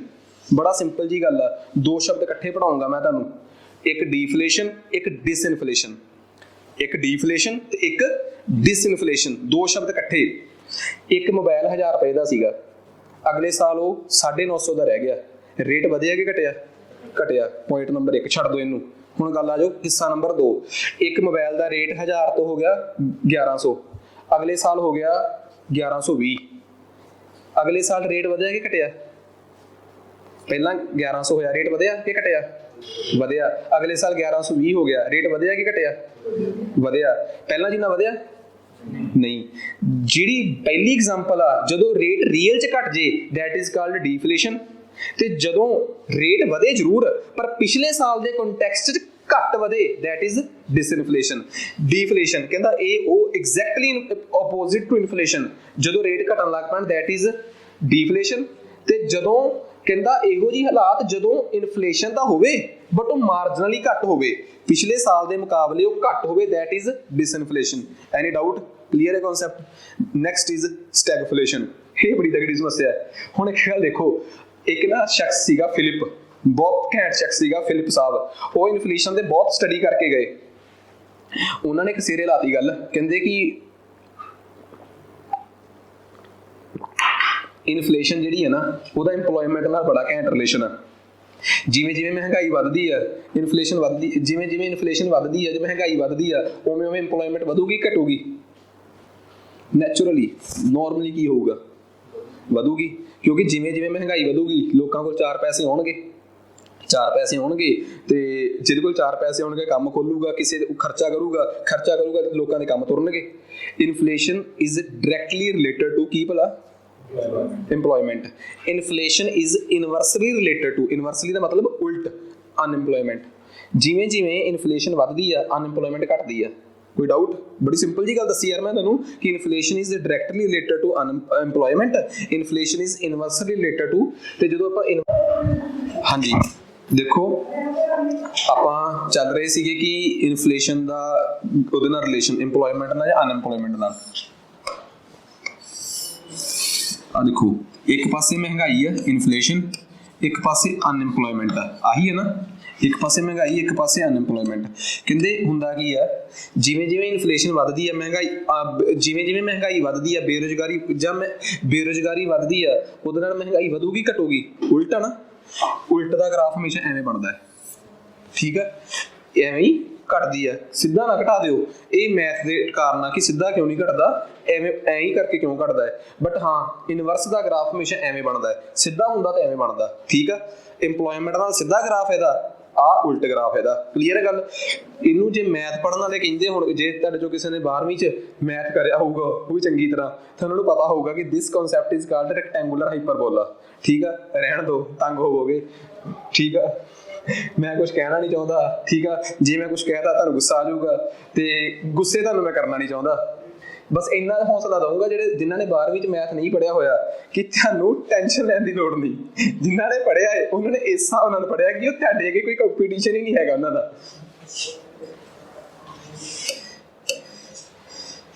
ਚੰਗੀ ਗੱਲ ਆ। ਪ੍ਰੋਬਲਮ ਕਿਉਂ ਆ ਰਹੀ ਹੈ? ਹਾਂਜੀ ਹੁਣ ਦੇਖੋ, ਹੁਣ ਆਪਾਂ ਨੂੰ ਇੱਕ ਗੱਲ ਸਮਝ ਆ ਗਈ ਕਿ ਅਸੀਂ ਹੁਣੇ ਇੱਕ ਫਿਲਿਪ ਦੀ ਕਰਵ ਪੜ੍ਹ ਕੇ ਹਟੇ ਆ। ਇਹ ਜਿਹੜੀ ਕਰਵ ਬਣਾਈ ਸੀਗੀ ਰੈਕਟੈਂਗੂਲਰ ਹਾਈਪਰਬੋਲਾ ਸ਼ੇਪ ਦੀ, ਇਹ ਕਰਵ ਕਿੰਨੇ ਬਣਾ ਕੇ ਦਿੱਤੀ ਸੀ ਸਾਨੂੰ? ਫਿਲਿਪ ਨੇ। ਤਾਂ ਜਿਹੜੀ ਫਿਲਿਪ ਨੇ ਕਰਵ ਬਣਾਈ ਸੀਗੀ ਇਹ ਬੇਸਿਕਲੀ ਕਿਹੜੀ ਸ਼ੇਪ ਦੀ ਸੀਗੀ? ਰੈਕਟੈਂਗੂਲਰ ਹਾਈਪਰਬੋਲਾ। ਹੁਣ ਤੁਸੀਂ ਇਹ ਦੇਖੋ ਕਿ ਰੈਕਟੈਂਗੂਲਰ ਹਾਈਪਰਬੋਲਾ ਸ਼ੇਪ ਦੀ ਕਰਵ ਜਿਹੜੀ ਆ ਇਹ ਕਹਿ ਰਹੀ ਆ ਕਿ ਇਨਫਲੇਸ਼ਨ ਤੇ ਅਨਐਮਪਲੋਇਮੈਂਟ ਇੱਕ ਦੂਜੇ ਦੇ ਉਲਟ ਭੁਗਤਦੇ ਆ। ਜਿੰਨੀ ਬੇਰੁਜ਼ਗਾਰੀ ਵਧੂਗੀ ਉਨੀ ਇਨਫਲੇਸ਼ਨ ਘਟੂਗੀ, ਜਿੰਨੀ ਇਨਫਲੇਸ਼ਨ ਘਟੂਗੀ ਉਲਟ ਹੋ ਗਏ ਨਾ ਇੱਕ ਦੂਜੇ ਦੇ। ਪਰ 1977 ਤੋਂ ਬਾਅਦ ਯੂਕੇ 'ਚ ਜਿੱਥੋਂ ਦਾ ਫਿਲਿਪ ਸਾਹਿਬ ਸੀਗੇ ਉੱਥੇ ਇੱਕ ਸਮੱਸਿਆ ਦੇਖਣ ਨੂੰ ਮਿਲੀ। ਚੀਜ਼ਾਂ ਦੇ ਰੇਟ ਵੱਧ ਗਏ। ਕਿਉਂ? ਪਿਆਜ਼ ਦਾ ਰੇਟ ਵੱਧ ਗਿਆ।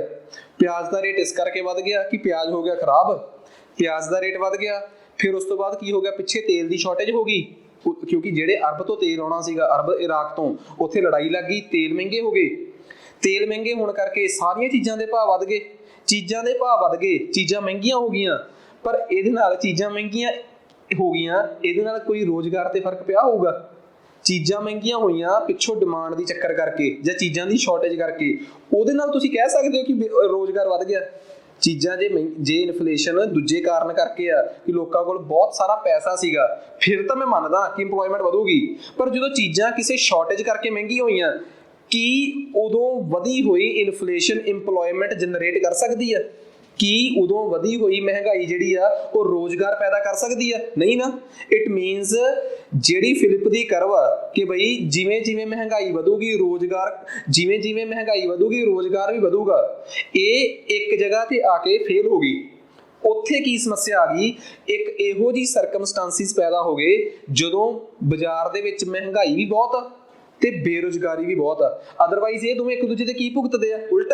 ਪਰ ਇੱਥੇ ਆ ਕੇ ਕੀ ਹੋਇਆ? ਇਨਫਲੇਸ਼ਨ ਤੇ ਦੂਜਾ ਕੀ ਸੀਗਾ? ਅਨਇੰਪਲੋਇਮੈਂਟ, ਦੋਵੇਂ ਇੱਕੋ ਜਗ੍ਹਾ ਤੇ ਸਾਈਮਲਟੇਨੀਅਸਲੀ ਐਗਜ਼ਿਸਟ ਕਰ ਰਹੇ ਆ। ਜਦੋਂ ਦੋਵੇਂ ਸਾਈਮਲਟੇਨੀਅਸਲੀ ਐਗਜ਼ਿਸਟ ਕਰਨ, this term is called stagflation। ਉਹਨੂੰ ਆਪਾਂ ਕੀ ਕਹਿੰਦੇ ਆ?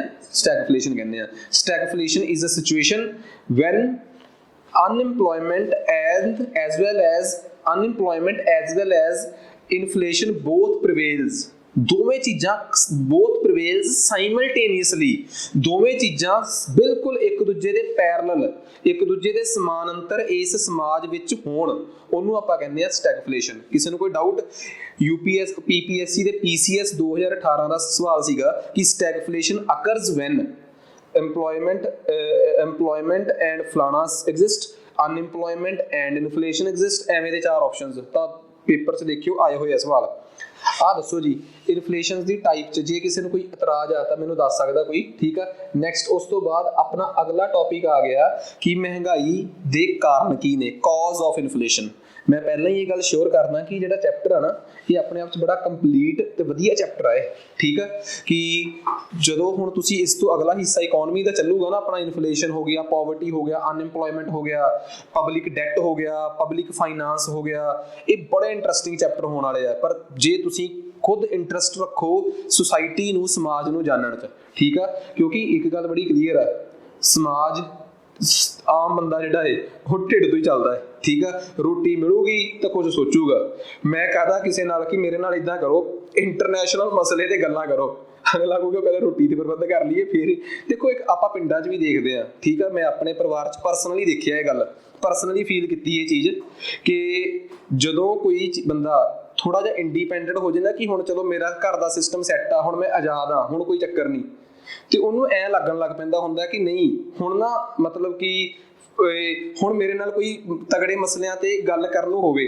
ਪਰ ਜਿਹੜੇ ਬੰਦੇ ਦਾ ਸਵੇਰ ਤੋਂ ਲੈ ਕੇ ਸ਼ਾਮ ਤੱਕ ਸਾਰਾ ਧਿਆਨ ਹੀ ਇਸ ਗੱਲ ਤੇ ਹੋਵੇ ਕਿ ਰੋਜੀ ਰੋਟੀ 'ਚ, ਠੀਕ ਆ, ਉਹਦੇ ਵਾਸਤੇ ਇਹ ਸਮਾਜਿਕ ਮਸਲੇ ਫਲਾਣਾ ਧਮਕਾਣਾ ਇਹ ਮੈਟਰ ਨਹੀਂ ਕਰਦਾ, ਠੀਕ ਆ। ਇਹੀ ਚੀਜ਼ਾਂ ਜਦੋਂ ਮੈਂ ਘਰੇ ਜਾ ਕੇ ਦੇਖਦਾ, ਮੇਰੇ ਫਾਦਰ ਸਾਹਿਬ ਨੂੰ ਦੇਖਦਾ, ਤੇ ਓਬਵੀਅਸ ਜੀ ਗੱਲ ਆ ਕਿ ਉਹਨਾਂ ਨੂੰ ਲੱਗਦਾ ਕਿ ਠੀਕ ਆ ਕਿ ਹੁਣ ਮੈਂ ਆਜ਼ਾਦ ਆ, ਪਰ ਉਹਨਾਂ ਦੇ ਕੰਟੈਂਪਰੇਰੀ ਸਾਰੇ ਹੀ ਸ਼ਾਇਦ ਉਹਨੇ ਇੰਡੀਪੈਂਡੈਂਟ ਨਾ ਹੋਣ, ਠੀਕ ਆ, ਜਿਹੜੇ ਉਸ ਤਰੀਕੇ ਨਾਲ ਡਿਸੀਜ਼ਨ ਸੋਚ ਸਕਣ, ਜਿਹੜੇ ਤਰੀਕੇ ਨਾਲ। ਕਿਉਂਕਿ ਓਬਵੀਅਸ ਜੀ ਗੱਲ ਇਹ ਚੀਜ਼ਾਂ ਹੁੰਦੀਆਂ, ਸਭ ਤੋਂ ਪਹਿਲਾਂ ਤੁਹਾਡੇ ਵਾਸਤੇ ਖਾਣਾ ਰੋਜੀ ਰੋਟੀ ਜ਼ਰੂਰੀ ਹੈ, ਤੇ ਇਕੋਨਮੀ ਦਾ ਸਰੋਕਾਰ ਹੀ ਸਾਰਾ ਸਾਡੇ ਸਿਸਟਮ ਨਾਲ ਆ, ਇਕਨੋਮਿਕ ਸਿਸਟਮ ਨਾਲ ਆ, ਸਾਡੇ ਘਰ ਦੀਆਂ ਜ਼ਰੂਰਤਾਂ ਨਾਲ ਆ। ਤਾਂ ਇਹਨੂੰ ਸਮਝਣਾ ਤਾਂ ਵੀ ਜ਼ਰੂਰੀ ਹੈ। ਆ ਜਿਹੜੀਆਂ ਸਰਕਾਰ ਚੋਰ ਮੋਰੀਆਂ ਕਰਦੀ ਆ, ਹੁਣ ਤੁਸੀਂ ਦੇਖਿਓ ਆ 3 ਲੱਖ ਕਰੋੜ ਦਾ ਡੈਟ ਆ ਕਰਜ਼ਾ ਪੰਜਾਬ ਤੇ।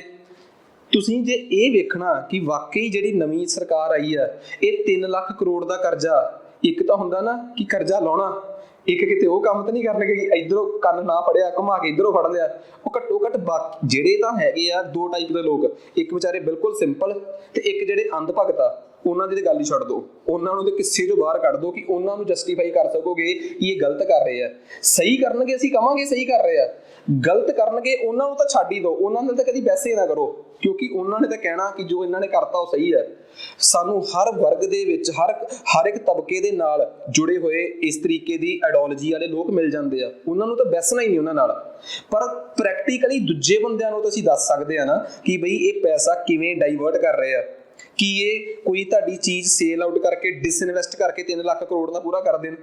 ਕੁਛ ਤਾਂ ਸਾਨੂੰ ਨਵਾਂ ਪੈਸਾ ਕਿਵੇਂ ਜਨਰੇਟ ਕਰਨਗੇ ਸਾਨੂੰ ਉਹਦਾ ਤਾਂ ਪਤਾ ਹੋਣਾ ਚਾਹੀਦਾ ਨਾ। ਹੁਣ ਤੁਸੀਂ ਕਿੰਨੇ ਅਰਥ ਸ਼ਾਸਤਰੀਆਂ ਨੂੰ, ਇਕਨੋਮਿਸਟਾਂ ਨੂੰ ਸੁਣਦੇ ਹੋ ਜਿਹੜੇ ਕਹਿੰਦੇ ਆ ਕਿ ਸਾਨੂੰ ਸਮਝ ਨਹੀਂ ਆ ਰਿਹਾ ਕਿ ਪੰਜਾਬ 3 ਲੱਖ ਕਰੋੜ ਰੁਪਏ ਦਾ ਕਰਜ਼ਾ ਜਿਹੜਾ ਖਤਮ ਕਰਨ ਦੀ ਗੱਲ ਕਰ ਰਿਹਾ ਹੈ ਇਹ ਕਿਵੇਂ ਜਨਰੇਟ ਕਰੂਗਾ। ਇਹ ਕਹਿ ਰਿਹਾ ਕਿ ਅਸੀਂ ਪਿਆਰ ਨਾਲ ਉਹਨਾਂ ਤੋਂ ਪੈਸੇ ਲਵਾਂਗੇ, ਵਪਾਰੀਆਂ ਤੋਂ ਪੈਸੇ ਲਵਾਂਗੇ, GST ਬੜਾ ਸਿੰਪਲ ਕਰ ਦਾਂਗੇ, ਕਿਸਾਨਾਂ ਤੋਂ ਪੈਸਾ ਬਹੁਤ ਆਊਗਾ, ਸਾਰਾ ਕੁਝ ਸਿੰਪਲ ਕਰ ਦਾਂਗੇ ਅਸੀਂ। ਉਹਦੇ ਨਾਲ 3 ਲੱਖ ਕਰੋੜ ਤਾਂ ਨਹੀਂ ਆਉਂਦਾ, ਠੀਕ ਹੈ। ਮਤਲਬ ਸਾਨੂੰ ਐਗਜ਼ੈਕਟਲੀ ਪਤਾ ਹੋਣਾ ਚਾਹੀਦਾ ਹੈ। ਅਸੀਂ ਐਡੀ ਹਿੰਮਤ ਰੱਖਦੇ ਹੋਈਏ ਕਿ ਅਸੀਂ ਇਹਨਾਂ ਦੇ ਲਿਖੇ ਆਰਥਿਕ ਸਰਵੇਖਣ, ਇਕਨੋਮਿਕ ਸਰਵੇ ਪੜ੍ਹ ਸਕੀਏ, ਸਾਡੀ ਆਪਣੀ ਵੋਕੈਬਲਰੀ ਐਡੀ ਮਜ਼ਬੂਤ ਹੋਵੇ ਕਿ ਅਸੀਂ ਇਹਨਾਂ ਦੇ ਬਣਾਏ ਹੋਏ ਇਕਨੋਮਿਕ ਸਰਵੇ ਪੜ੍ਹ ਸਕੀਏ ਤੇ ਚੈੱਕ ਕਰ ਸਕੀਏ ਕਿ ਇੱਥੇ ਆ ਕੀ ਕੁੰਡੀ ਪਾਈ ਹੈ। ਮੈਂ 2016 ਦੇ ਇਕਨੋਮਿਕ ਸਰਵੇ 'ਚ, 17 ਦੇ ਇਕਨੋਮਿਕ ਸਰਵੇ 'ਚ ਤੁਹਾਨੂੰ ਇੱਕ ਗੱਲ ਦੱਸੀ ਸੀਗੀ 16-17 ਵਾਲੇ 'ਚੋਂ, ਕਿ ਇਹਨਾਂ ਨੇ ਇੱਕ ਸੋਇਲ ਰੇਟ ਡਿਫਾਈਨ ਕੀਤਾ ਸੀਗਾ ਡੀਮੋਨੇਟਾਈਜੇਸ਼ਨ ਦੇ ਵੇਲੇ। ਕਿੱਡਾ ਮੂਰਖਤਾ ਭਰਿਆ ਫੈਸਲਾ ਸੀ ਡੀਮੋਨੇਟਾਈਜੇਸ਼ਨ। ਇੱਕ ਸੋਇਲ ਰੇਟ ਦੇ ਦਮ ਤੇ ਇਹਨਾਂ ਨੇ ਦੇਸ਼ 'ਚੋਂ 14 ਲੱਖ ਕਰੋੜ ਰੁਪਈਆ ਰਾਤੋਂ ਰਾਤ ਗਾਇਬ ਕਰਤਾ। ਕਿੱਡੀ ਗਲਤ ਡਿਸੀਜ਼ਨ ਸੀਗਾ।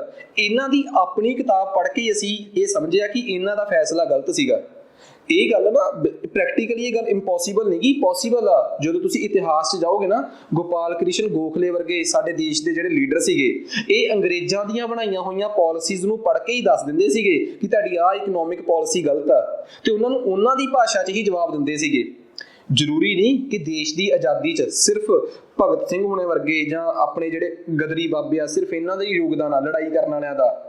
ਦੇਸ਼ ਦੀ ਆਜ਼ਾਦੀ 'ਚ ਓਨਾ ਹੀ ਰੋਲ ਉਹਨਾਂ ਦਾ ਵੀ ਆ ਜਿਨ੍ਹਾਂ ਨੇ ਕਿਤਾਬਾਂ ਚੱਕ ਕੇ ਦੇਸ਼ ਆਜ਼ਾਦ ਕਰਾਏ ਆ, ਠੀਕ ਆ। ਕੱਲੀ ਲੜਾਈ ਨਾਲ ਹੀ ਦੇਸ਼ ਆਜ਼ਾਦ ਹੁੰਦੇ ਤਾਂ ਤੁਸੀਂ ਇੱਕ ਗੱਲ ਦੇਖ ਲਓ, ਇਸੇ ਦੇਸ਼ 'ਚ ਕਿੰਨੇ ਲੋਕਲ ਪਾਰਟੀਆਂ ਨੇ ਜਿਨ੍ਹਾਂ ਨੇ ਦੇਸ਼ ਦੀ ਸਰਕਾਰ ਦੇ ਖਿਲਾਫ ਹਥਿਆਰ ਚੱਕ ਲਏ ਆ ਤੇ ਉਹਨਾਂ ਦਾ ਕੋਈ ਨਤੀਜਾ ਨਹੀਂ ਨਿਕਲਿਆ। ਈਵਨ ਕਿ ਨਾਗਾ ਅੰਦੋਲਨ ਤੋਂ ਲੈ ਕੇ ਪੰਜਾਬ ਦੇ ਖਾੜਕੂਵਾਦ ਨੂੰ ਸਰਕਾਰਾਂ ਦੇ ਬਹਾਨਾ ਲੱਭਦੀਆਂ ਹੁੰਦੀਆਂ ਕਿ ਇੱਕ ਵਾਰੀ ਇਹ ਹਥਿਆਰ ਚੱਕਣ, ਸਾਡੇ ਕੋਲ ਤਾਂ ਇਹ AK-47 ਚਲਾਉਣਗੇ, ਅਸੀਂ AK-56 ਚਲਾਵਾਂਗੇ।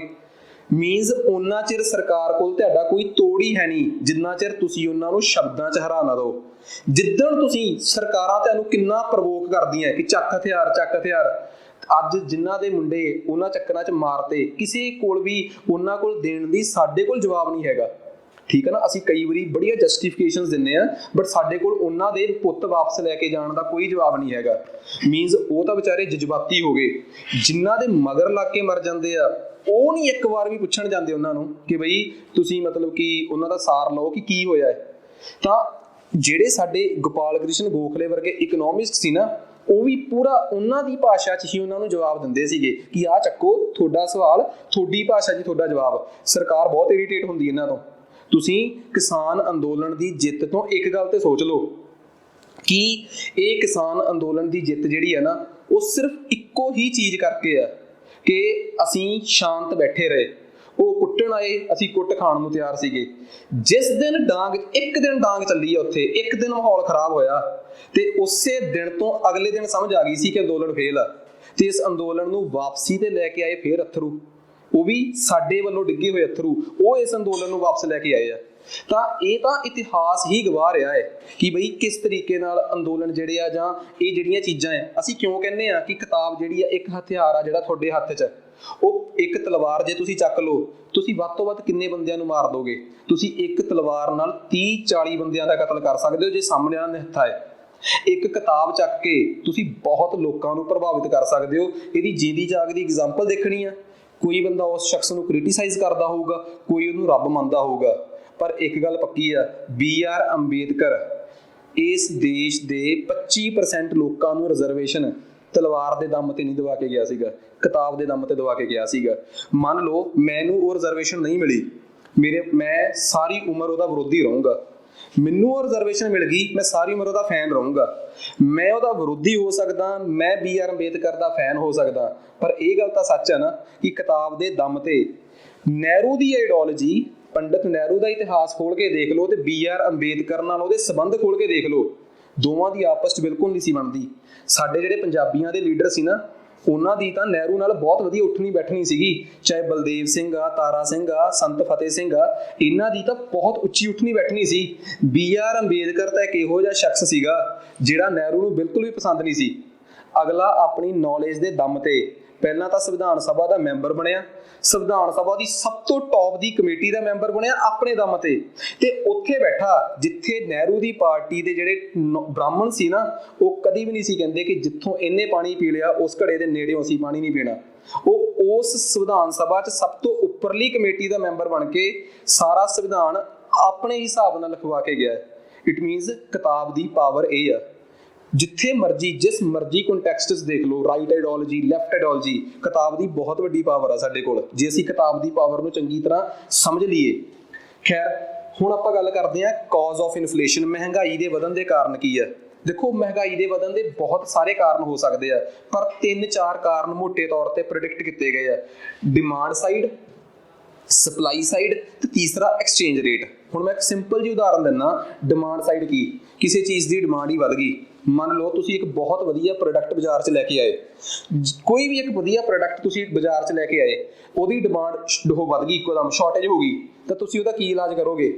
ਇਸ ਕਰਕੇ ਨਹੀਂ ਕਿ ਤੁਸੀਂ ਲਾਲਚੀ ਹੋ ਤਾਂ ਕਰਕੇ ਤੁਸੀਂ ਉਹਦਾ ਰੇਟ ਵਧਾਓਗੇ, ਤੁਸੀਂ ਉਹਦਾ ਰੇਟ ਇਸ ਕਰਕੇ ਵੀ ਵਧਾ ਸਕਦੇ ਹੋ ਕਿ ਥੋੜਾ ਜਿਹਾ ਘੱਟ ਵਿਕੇ ਸਾਡੀ ਇਹ ਚੀਜ਼, ਤੇ ਘੱਟੋ ਘੱਟ ਬਾਜ਼ਾਰ 'ਚ ਇਹ ਫੀਲ ਨਾ ਜਾਵੇ ਕਿ ਇਹਨਾਂ ਕੋਈ ਚੀਜ਼ਾਂ ਮੁੱਕ ਗਈਆਂ, ਤਾਂ ਉਸ ਚੀਜ਼ ਦਾ ਬਾਏ ਡਿਫਾਲਟ ਹੀ ਰੇਟ ਵੱਧ ਜਾਂਦਾ ਹੈ। ਪਹਿਲਾ ਕਾਰਨ ਆ ਡਿਮਾਂਡ ਦਾ ਵਧਣਾ, ਦੂਜਾ ਕਾਰਨ ਸਪਲਾਈ ਸਾਈਡ ਇਨਇਫੈਕਟਿਵ, ਮਤਲਬ ਇੱਕ ਤਾਂ ਆ ਕੀ ਲਿਖਿਆ ਆਪਾਂ, ਹਾਂ ਸਪਲਾਈ, ਜਦੋਂ ਕਿਸੇ ਚੀਜ਼ ਦੀ ਸਪਲਾਈ ਘਟ ਜੇ, ਕਿਸੇ ਚੀਜ਼ ਦੀ ਡਿਮਾਂਡ ਵੱਧ ਜੇ, ਦੋਵੇਂ ਕਾਰਨ ਸਮਝ ਆ ਗਏ। ਤੀਸਰਾ ਕਾਰਨ ਹੁੰਦਾ ਆਪਣੇ ਕੋਲ ਐਕਸਚੇਂਜ ਰੇਟ। ਠੀਕ ਆ, ਐਕਸਚੇਂਜ ਰੇਟ ਦੇ ਨਾਲ ਵੀ ਇਨਫਲੇਸ਼ਨ ਦਾ ਬਹੁਤ ਫਰਕ ਪੈਂਦਾ ਹੈ। ਹੁਣ ਤੁਸੀਂ ਕਹੋਗੇ ਐਕਸਚੇਂਜ ਰੇਟ ਕਿਵੇਂ? ਮੰਨ ਲਓ ਅਮਰੀਕਾ ਦਾ $1 60 ਰੁਪਏ ਦੇ ਬਰਾਬਰ ਸੀਗਾ।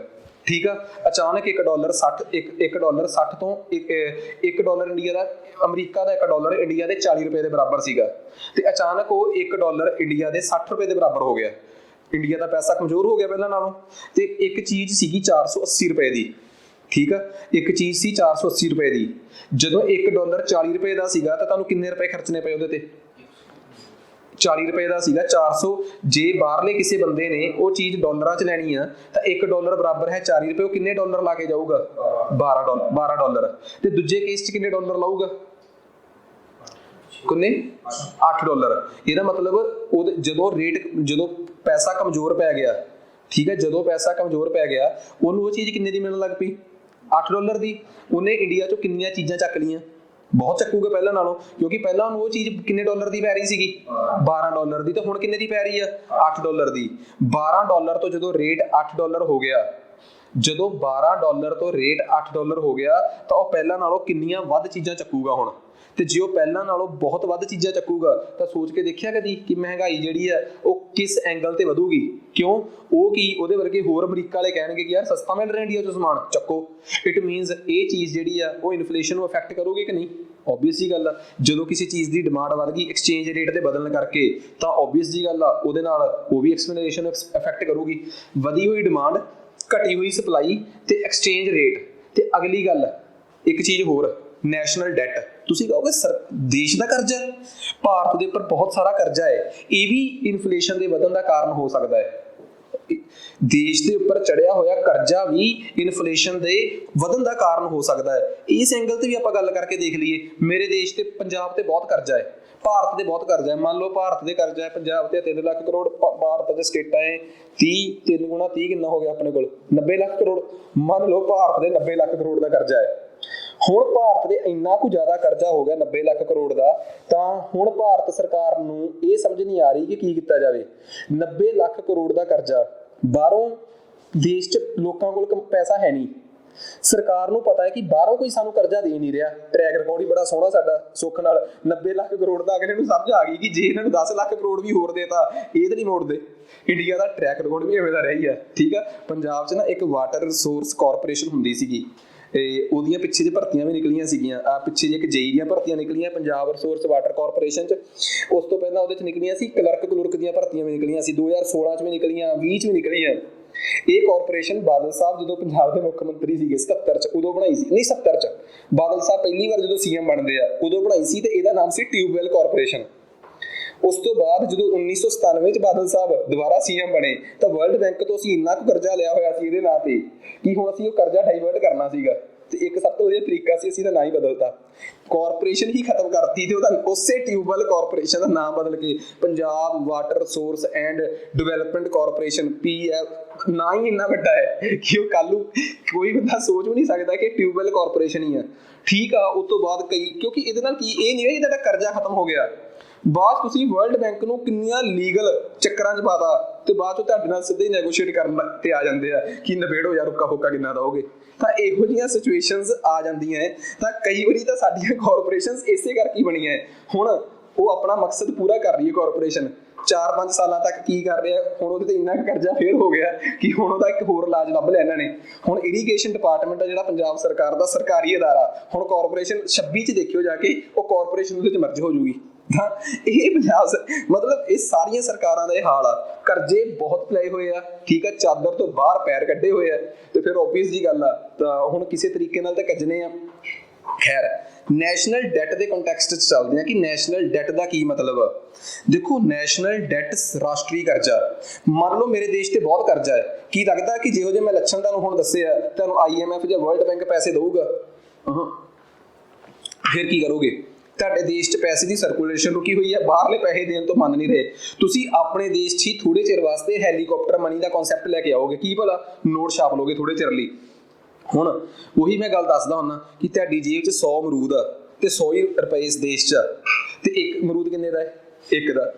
ਜੇ ਤੁਸੀਂ ਅਮਰੂਦ ਤੁਹਾਡੇ ਦੇਸ਼ 'ਚ 100 ਹੀ ਆ, ਤੁਸੀਂ 100 ਰੁਪਇਆ ਹੋਰ ਛਾਪ ਲਿਆ, ਹੁਣ ਅਮਰੂਦ ਕਿੰਨੇ ਦਾ ਹੋ ਜਾਊਗਾ? 2 ਰੁਪਏ ਦਾ। ਤੁਸੀਂ ਰਿਸੋਰਸਿਸ ਤਾਂ ਨਹੀਂ ਵਧਾਏ, ਤੁਸੀਂ ਕੋਈ ਰਿਸੋਰਸ ਨਹੀਂ ਵਧਾਇਆ। ਜੇ ਤੁਸੀਂ ਬਾਹਰੋਂ ਡਾਲਰ ਮੰਗ ਲਿਆਉਂਦੇ ਤਾਂ ਉਹਨਾਂ ਡਾਲਰਾਂ ਦਾ ਤੇ ਤੁਸੀਂ ਤੇਲ ਖਰੀਦ ਸਕਦੇ ਸੀਗੇ, ਆਪਣੇ ਹੀ ਛਾਪੇ ਹੋਏ ਹੋਰ ਪੈਸੇ ਦਾ ਤੇਲ ਖਰੀਦ ਲਓਗੇ? ਤੁਸੀਂ ਨਹੀਂ ਖਰੀਦ ਸਕਦੇ। ਦੱਸੋ ਮੈਨੂੰ ਕਿਹੜਾ ਦੇਸ਼ ਹੈ ਦੁਨੀਆ 'ਚ ਜਿਹੜਾ ਤੁਹਾਡੇ ਰੁਪਏ ਦਾ ਤੁਹਾਡੇ ਤੋਂ ਤੇਲ ਖਰੀਦ ਲੂਗਾ? ਇੰਟਰਨੈਸ਼ਨਲੀ ਰਿਕਗਨਾਈਜ਼ਡ ਕਰੰਸੀ ਦੇ ਰੂਪ 'ਚ ਹੀ ਤੇਲ ਖਰੀਦਿਆ ਜਾਂਦਾ ਤੇ ਬਾਹਰਲੇ ਨੇ ਤੁਹਾਨੂੰ ਡਾਲਰ ਦਿੱਤੇ ਨਹੀਂ।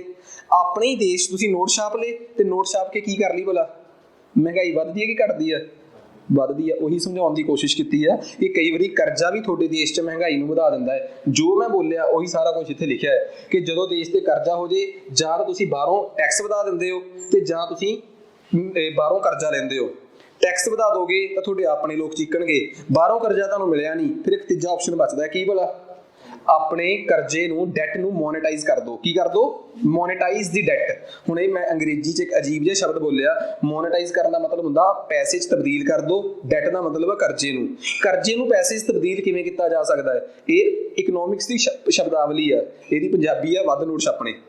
ਜਿਹੜਾ ਤੁਹਾਡਾ ਕਰਜ਼ਾ ਹੈ ਉਹਨੂੰ ਪੈਸੇ 'ਚ ਲਿਆਓ, ਉਹਦੇ ਬਦਲੇ ਦਾ ਪੈਸਾ ਕ੍ਰੀਏਟ ਕਰ ਲਓ, ਪਰ ਉਹਦਾ ਫਾਇਦਾ ਤਾਂ ਕੋਈ ਨਹੀਂ ਨਾ ਹੋਣਾ।